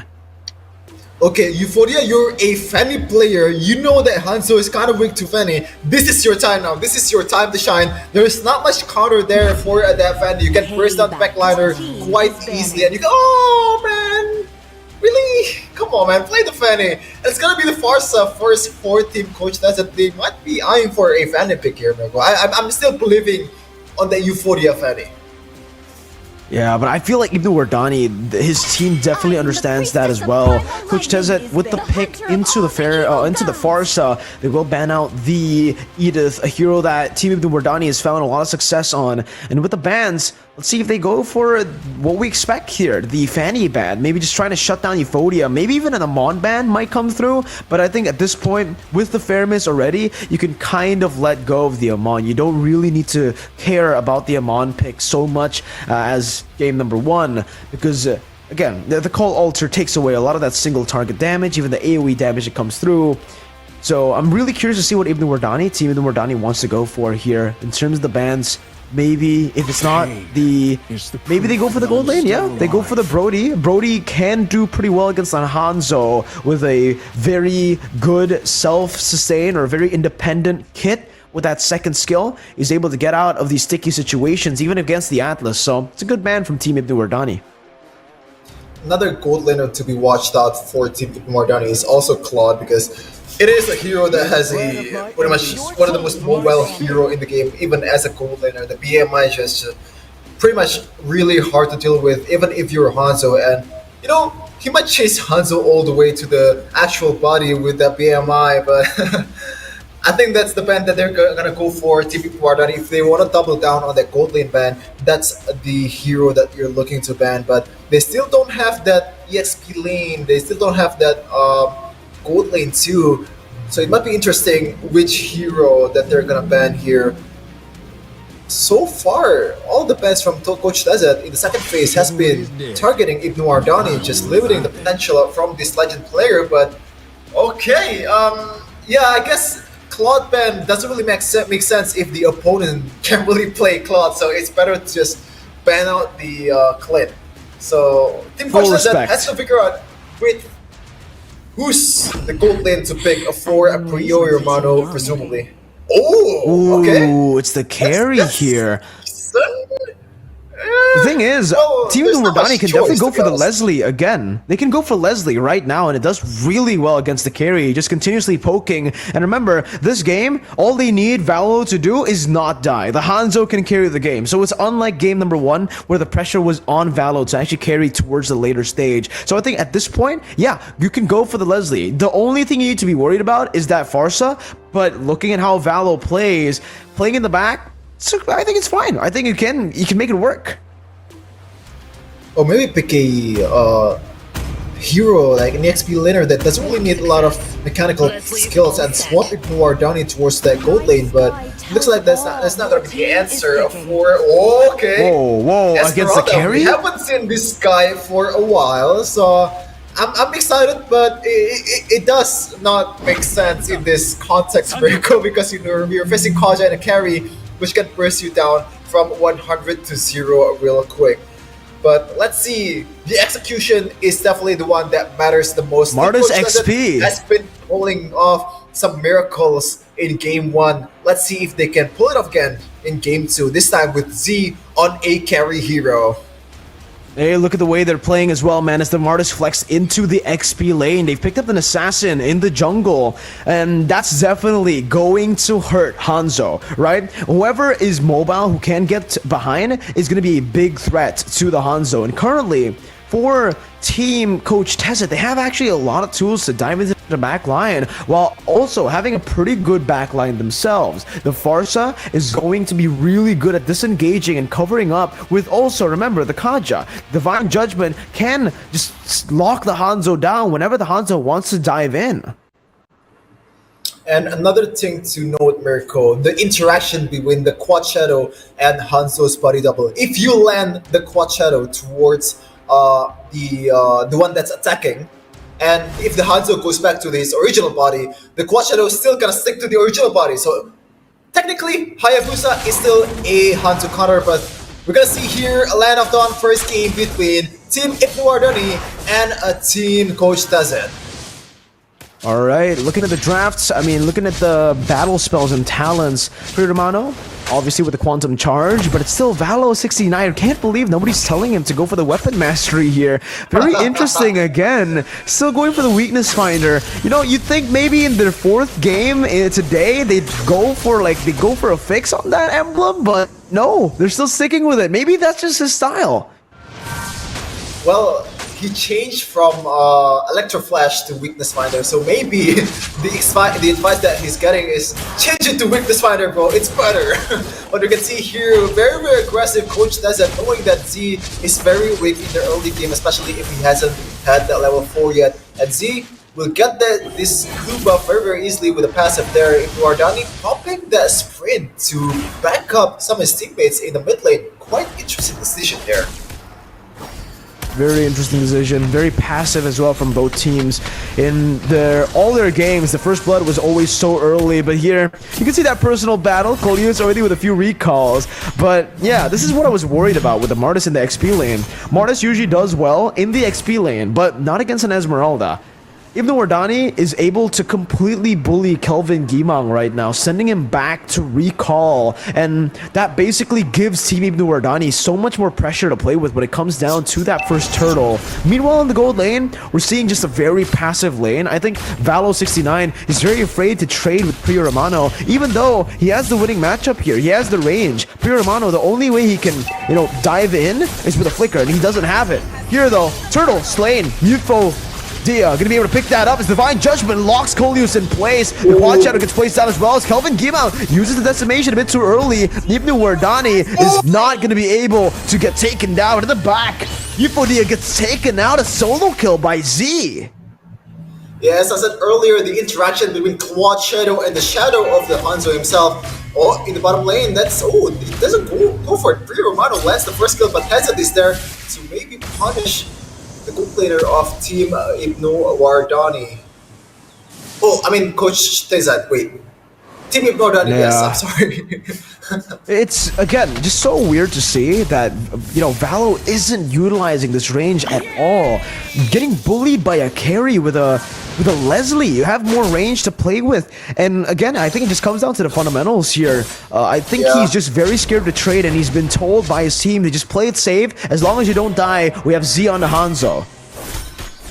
Yeah, that's definitely the gameplay or the game plan for a Team coachtezet. But the question is, it's definitely relying on the Valo 69, performance instead. But Priya Romano is going to be bursted down, but still has the Purify. Will still trying to go for it. Boba gets the kill instead, and that is more gold towards Valo 69 on that plating. It looks like ibnuwardani doesn't want to let go of that plating, and Cole is going to get bursted down by that feathered airstrike from ELW straight for both of the teams. Completely fine, a good trade for Team ibnuwardani. They'll definitely be happy with the roamer traded in for a gold laner. Even though here we do have Z jumping in again, trying to look for a kill. Kelvin Gimang is not the target you can assassinate. Martis definitely harder to pick off with the Mortal Coil, enabling him to get out with that anti-CC. And finally, we're seeing Valo69 here shoving in the way, but again, he's not really going to go for anything. Top lane, ibnuwardani going to be ganked right now as Euphoria jumps in with the shadow kill. Even the feather airstrike popped in, and that's the second turtle for free for Team coachtezet. Team ibnuwardani, they're playing for Valo 69 when they know completely that Valo 69 should be the weak side of the map. Oh, but in the bottom lane, Z is very, very aggressive, looking for a Priya Romano even when the wave is not clear yet by Valo69. So that's a fail engage. But in the top side just now, Esmeralda, ibnuwardani has to be more careful. You are on an Esmeralda, which is one of the tankiest XP laners out there with a shield as well. But you're 1v2 against a Hayabusa and a burst down carry. But in this case, Coleus gonna get bursted down instead by elalw once again with a feathered airstrike. 3-0-1 so far from this guy. A perfect game with a 100% kill rate or kill participation. Erosion Scythe already though. You can see the build, you can see the scaling for Team ibnuwardani, for Z especially, but Tezzet's already positioned down below. That's the quad shadow, and that is goodbye. Like you mentioned, Chefin, to Valo69, assassinated by Euphodia on that high and dry. He's definitely not playing the game nicely for someone of his name, but it all comes down to Zay and Coleus, right? How they can manage, how they can combo the Fatal Links towards that the ult from the Hanzo, how Z is going to be able to play the game in the late game, because it is a Hanzo. It doesn't really matter if you lose the early stage of the game. You're definitely the MVP on the high card situation, but won't play the mid lane. Gonna be taken down by Kelvin Gimang with the Martis. Fun fake, by the way. Okay, cool. That's a really good dodge from elalw. In the mid lane, though, another kill towards the Esmeralda of ibnuwardani. Once again, he has to be careful. But Mirko, it's Kelvin a disaster. Gimang, he's a Martis user, but in Magic Chess. So maybe he knows the basics. Yeah, he knows the skills as well, most probably, right? When it's pretty similar to MLBB, just a little bit different. You only have one skill, and I don't know in Magic Chess if that's the ultimate, the decimation, or if it's the mortal coil. Alright, there you go. It's a decimation. So he understands how it works. It probably resets as well in Magic Chess. And in this game so far, even though he's in a bad matchup, he's been able to neutralize the Esmeralda quite well with just his positioning and his overall rotation. And still, it's Euphodia who wins out the retreat battle despite being a level below. elalw going to be able to stun him up right now as Coleus jumps in with a perfect match, waiting on that Fatal Links. No one there to support him. And it's the Divine Judgment punishing Coleus. And it's Kelvin Gimang all the way from the XP lane, who has run down to the bottom side river to pick up that kill for Team coachtezet. Ooh, it's hard from Coleus, man, because he's the only lone frontliner in that case. And if you're playing in the gold lane, when the XP laner is not there, you're the only one who's gonna tank all the damage. Meanwhile, if Hanzo get bursted down, if his ult get bursted down or he's low, he's gonna go back, and there's not gonna be able to deal damage, and there's no one there. You're alone on a no man's land. And you're just gonna get bursted down and punished instead. Valo69 is gonna get bursted down by Euphodia with a Ogi Shadow kill here. Yep, that's the kill. Another kill towards Leslie. It's a free kill, right? Come on, there's no way he escapes from that, and it happens again right now. Kelvin Gimang even in the top lane. You can see he's going for full damage. Hunter Strike to the BOD, but he's still not dying. No one is able to take Kelvin Gimang down because there's simply not enough damage and not enough CC to overwhelm him. The Mortal Coil is always there. It's ready for either the Falling Star Moon or just the Fatal Links. Tezzet's has a flinker, Divine Judgment, Boba gonna be slain, and it's that BOD built up. Now Coleus is looking for the Fatal Links, but elalw is able to escape right now. A flicker by Coleus, but it's a little bit miscommunicated. Z will lose his life, and Coleus is all alone in the front. The quad shadow gets popped in, Coleus will fall, and Valo69 is getting hunted down by Tezzet. Tezzet's with a beautiful flicker towards the most important member of Team ibnuwardani, but Euphodia, though, knowing that Hanzo is very, very vulnerable in this case, and he has to go back to the attacking body if the quad shadow lands on that original body. So yeah, in the back line there, he's flanking and he's going in. Hanzo forced that to go back to the attacking body, so he's pretty much gonna get bursted down here if he is way too aggressive. What's the word? Yeah, I guess. Okay. Well, way too overextended. again though, it's just the control they have over everything, right? Team Coach Tezet 12-2 right now. If you look at the scoreboard, it reflects completely in the story right now, because Team ibnuwardani, they're not just losing in these skirmishes and the pickoff department, but they're losing in terms of how they're laning and even the objectives that Team Coach Tezet have the grasp on right now. It's a DHS and corrosion side for Z. He is the most fed member on Team ibnuwardani, and it's very similar to what we've seen him do in the previous games. He is getting shut down by Team Coach Tezet, and it's another just free objective for Team Coach Tezet. Not much you can do at all. Zero things you can do. Tezet now pops in and conceal flickering body by Z! And it's Kelvin Gima with a follow-up now. The Cold Ultra saves him for a bit. Z is able to escape on the back line. He's going to be targeted by Euphonia. Right now, Spring Romano is able to free hit. ibnuwardani will surely be able to get melted down. Z now walking back in. Tezet going to be taken very low. Z will go back, but Euphonia finds him there. It's LLW who takes the kill back. ibnuwardani one hit away as Spring Romano secures the DHS. The Lord will be able to take the tier 2 down in the mid lane. Look at the base turret. Now it's Team Coach Tezet with a feather airstrike strangely placed there by LLW. Coleus with the perfect match, getting baited in, and the quad jetto enables Euphonia's escape. That is a pro player engaged there. A lot of people are clumped up together, and he gets the perfect target in Z somehow, some way. The luck on this guy is absolutely ridiculous.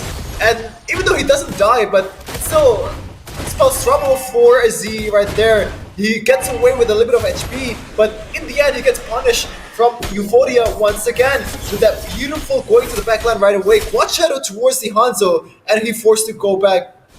And here we go, the replay once again. Tezet, perfect placement on that. Euphonia going in the backline and just making trouble for Ralo69 to deal damage. Meanwhile, on the front line there, Brio Romanos is pretty much free hitting. No CC whatsoever that can pretty much threaten him in that case. So it lacks CC, right? The only CC that Team ibnuwardani has is Coleus, and if Coleus didn't land a good Fatal Links, it's just over for them.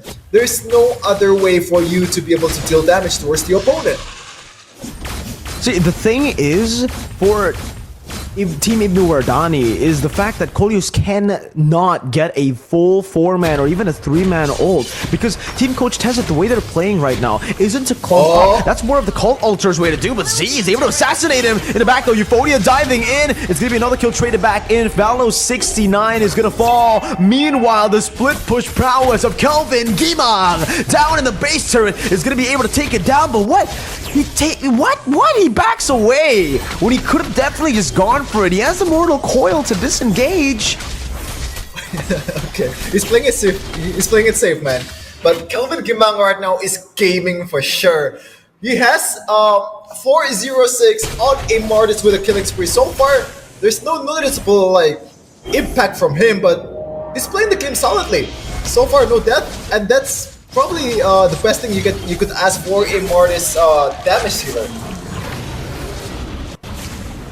Oh man, I'm just trying to think of the way that Team ibnuwardani can come back. I honestly feel like it's just Z. That's it. Z. But Z on the Hanzo, he's not a 1v5 type of hero. Coleus is going to be able to open up the map, but it's the wrong side! ibnuwardani is going to fall! Z jumps into the back, but LLW is able to escape with wings by wings and a winter truncheon as well. He made it out! Meanwhile, the back, Kelvin Gima with a read onto Z! Takes him out. It's a double kill. The feather airstrike gets popped down. Valo69 is going to fall to Prio Romano. The Shadow Stampede isn't able to bring Boba back, but Tezet comes in with a flicker and the Divine Judgment to seal the deal. It's a 2-0 clean sweep for Team Coach Tezet. Wow, oh wow. It looks like they actually proved their roles. The only one that can play is Z. When you pretty much disables all the heroes from Z, it's just a free W from Team Coach Tezet. Coach Tezet definitely proving his worth as a coach and as a captain and as a player here. Just pretty much putting the team on his back. The beautiful engages with the Atlas, with Akasha. Every hero that he's gonna use is gonna be effective. Wow! Wow, indeed, Chefin. Wow, indeed. But this team is able to forge a victory despite going through a rough patch in game number 1. It was very tough for him to come back in that game, but he stayed composed. He understood the fundamentals, and so did his team. Valo69 once again was shut down completely from the start all the way to the end and wasn't given a single chance to do anything in lane. Brio Romano just sublime positioning, and for the team here, we gotta give it to Euphoria on the Hayabusa and Kelvin Gimang, who is always able to find Z. Sure, winning condition is Z, but when you only have one guy who is a threat, the whole team can target him down, and there's not much you can do. Even the jacket here from Euphoria, he's given it over to Coach Tezet as we enter and see the item builds for the last time today. Well, Coach says that it's too hot, man. He's too hot. Give him a jacket. Make him colder right now. As you can see here, 23-4. Very dominant fashion from Coach Tezet. But again, Z is pretty much the lone performer here from Team ibnuwardani. Getting read out a lot by Euphoria and Kelvin Gimang with that body double. And Hayabusa is just pretty much the perfect pick in that late pick as a jungler. You're kind of disabling all the engages coming in from Hanzo if you don't really know where Hayabusa is. And Kelvin Gimang, BOD, Counter-Strike, and Dominance Eyes doesn't really, it's a quiet 607 game, there's no like decimation here, decimation there, but he's playing the game solidly. He's gaming, man. Oh man. It's such a stomp as well, this game. We expected it to be the closest one, right? I mean, again, we've been seeing both these teams stomp their opponents to the ground, and honestly, Team ibnuwardani had the easier route, I could say, right? They were absolutely destroying Team Dr. MLBB. So to see Team ibnuwardani, the team that was stomping, get stomped like this by Team Coach Tezet, 23-4, that is unreal. Level 13. Look at all the gold, the XP differences from every single member. Z is the only one who's able to really keep up with Team Coach Tezet here. 15-15. The other members are so far off, and it's just really, really sad to see that the game we were hyped for ends up being an absolute stomp from Team Coach Tezet, but obviously props to them. The Winter Truncheon build as well from ELLW. We saw him go for the double boots in game number 1 of the first match of the day, but here he shows full respect with the Winter Truncheon. He understands that Z is the only one who can really touch him in the back. So with the Winter Truncheon, he can bait out all those resources, bait all the time for Euphoria or Kelvin Gimang, who's the carry on a Martis XP lane. Well, he did go for full damage, so there you go. There you have it. Well, I really didn't expect that. I mean, I said that it's a quiet 607 game, but looks like I was wrong. The carry Kelvin Gimang, once again, getting the damage towards the perfect targets in Valo and Z there. But so far, the story of the match, both of this match, has been the gold lane gap and the XP gap also, because if ibnuwardani doesn't get that Mincetar or that Edith, it spells trouble. The Esmeralda, sure, he's playing it kinda decently, but he's getting burst down a lot of times too. But Valo69, that was a disastrous showing of a Leslie play, especially against a Kaja, a Hayabusa, and a Farsa is just much more trouble to deal with. But the MVP, presented to you by Smilegate, Stove, and TikTok, is gonna be once again Coach Tezet leading the charge for his team.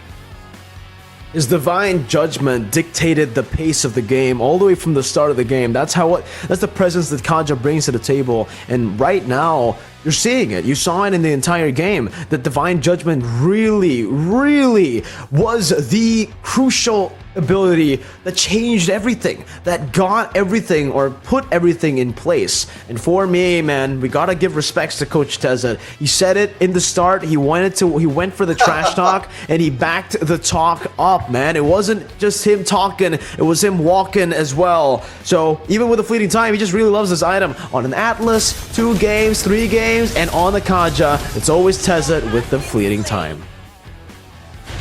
Yeah, that's it. Judgment over and over again. ELLW, also a perfect game with 6-0, 8 KDA. That doesn't die once. the flickers and all the dodges is impeccable too, especially against a cold use with an Atlas. But Tezet though, a lot of time over and over again, he's the one that gets the beautiful engages towards the backliner of Team ibnuwardani. Also, Euphoria, once again, I said this, he's the one that punishes Violet 69 a lot. Most of the time, Violet 69 always dies to the Ogi Shadow Kill of Euphoria, and also, giving trouble towards Z to execute their ult safely. Romano is definitely the one that doesn't really make a noise because, I think he's been targeted by Z a lot in this case, so he doesn't really perform and he doesn't really have a lot of range to deal with. He has to wait for Tezet to make a move to be able to play perfectly or effectively. And here we're seeing just again the team fights that were just obviously super chaotic. And guess what? When it's a chaotic team fight, that's not where Team ibnuwardani actually succeeds. They need a proper front to back. They need a very very good and proper front to back. The frontliners need to be in the front, but ladies and gentlemen, that's the game, that's the win. We're going to be going over to the post-match interview with Chippy and team coach Tezet. We're on the stage right now. We're able to get a win streak, all games going 2-0.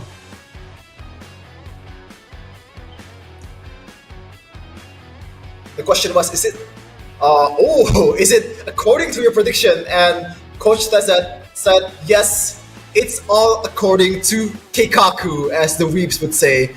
And winner scoop winner, $3,000 for Coach Tezet's team. And here we can see as well the question being asked by Chippy. It was a bit hard in game number 1, apparently, for team coach Tezet. But with the respect, with the proper adjustments, they were able to come back and win the game, win the series. In game number 2, not close at all.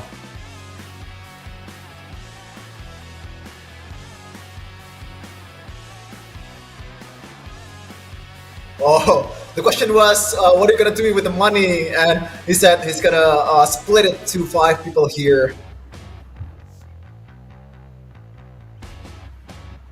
Congratulations once again to team coach Tezet being able to secure this win.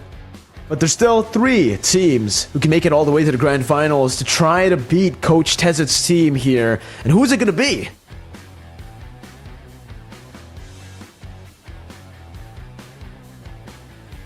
Kibo's team, apparently, is the answer here. Because I think it's because he's... Alright, there you go. He wants to beat Kibo's team. That's his reasoning. And Coach Tezet, he has his ways. That's his way. Any words for the opponent next time?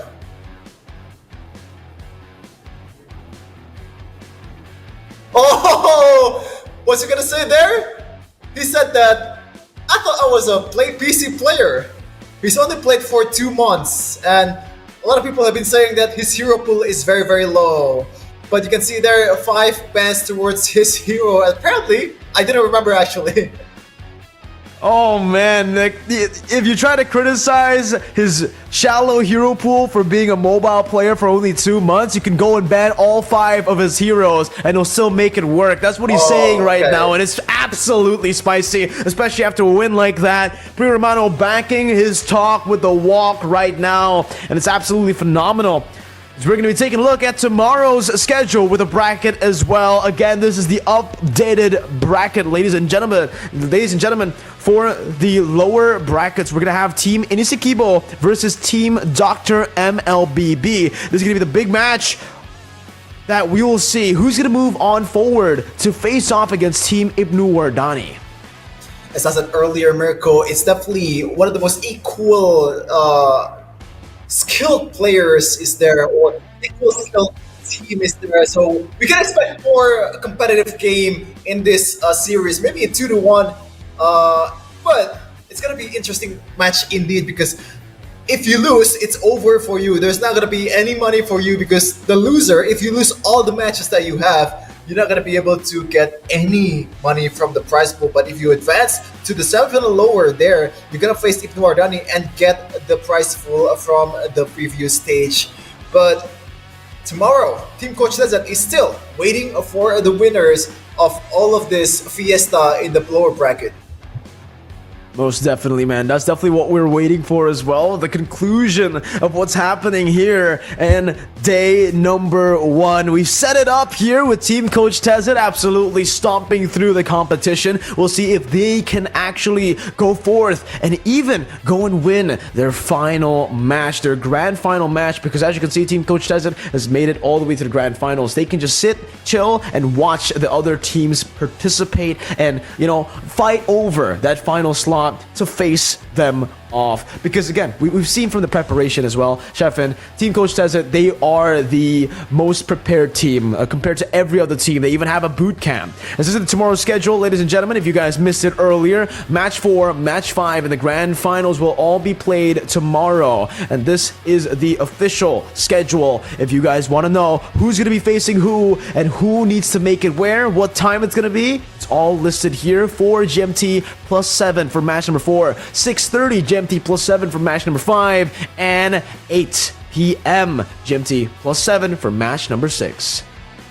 And also don't forget, after and also while watching your favorite content creator on TikTok here in Land of Dawn, you can also participate in actual main event in a qualifier, open qualifier. Doesn't matter who you are, you can still qualify. But another one is if you also want to support and get a skin there, you can also find more info in World Cyber Games social media. But with that, Mirko, it looks like that concludes today's schedule and matches. Very, very interesting matches, interesting picks. And we've seen what our content creator can do in the Land of Dawn. We're seeing their potential, we're seeing how good they can be and what level of competition we're going to be seeing. And in the final few matches, the drafts were absolutely spectacular. And Coach Tezet, they won because of that macro decision making, that master class. But ladies and gentlemen, like Sheffin mentioned earlier, unfortunately, we've come to the end of the day. 3 matches done and dusted. We'll have Gani and Eterna accompany you guys tomorrow for the last 3 matches of WCG Rivals Indonesia. As again, it's been me, Mirko, and Sheffin. We're going to be signing out, and peace out. See you guys later, and stay tuned for the conclusion of WCG Indonesia.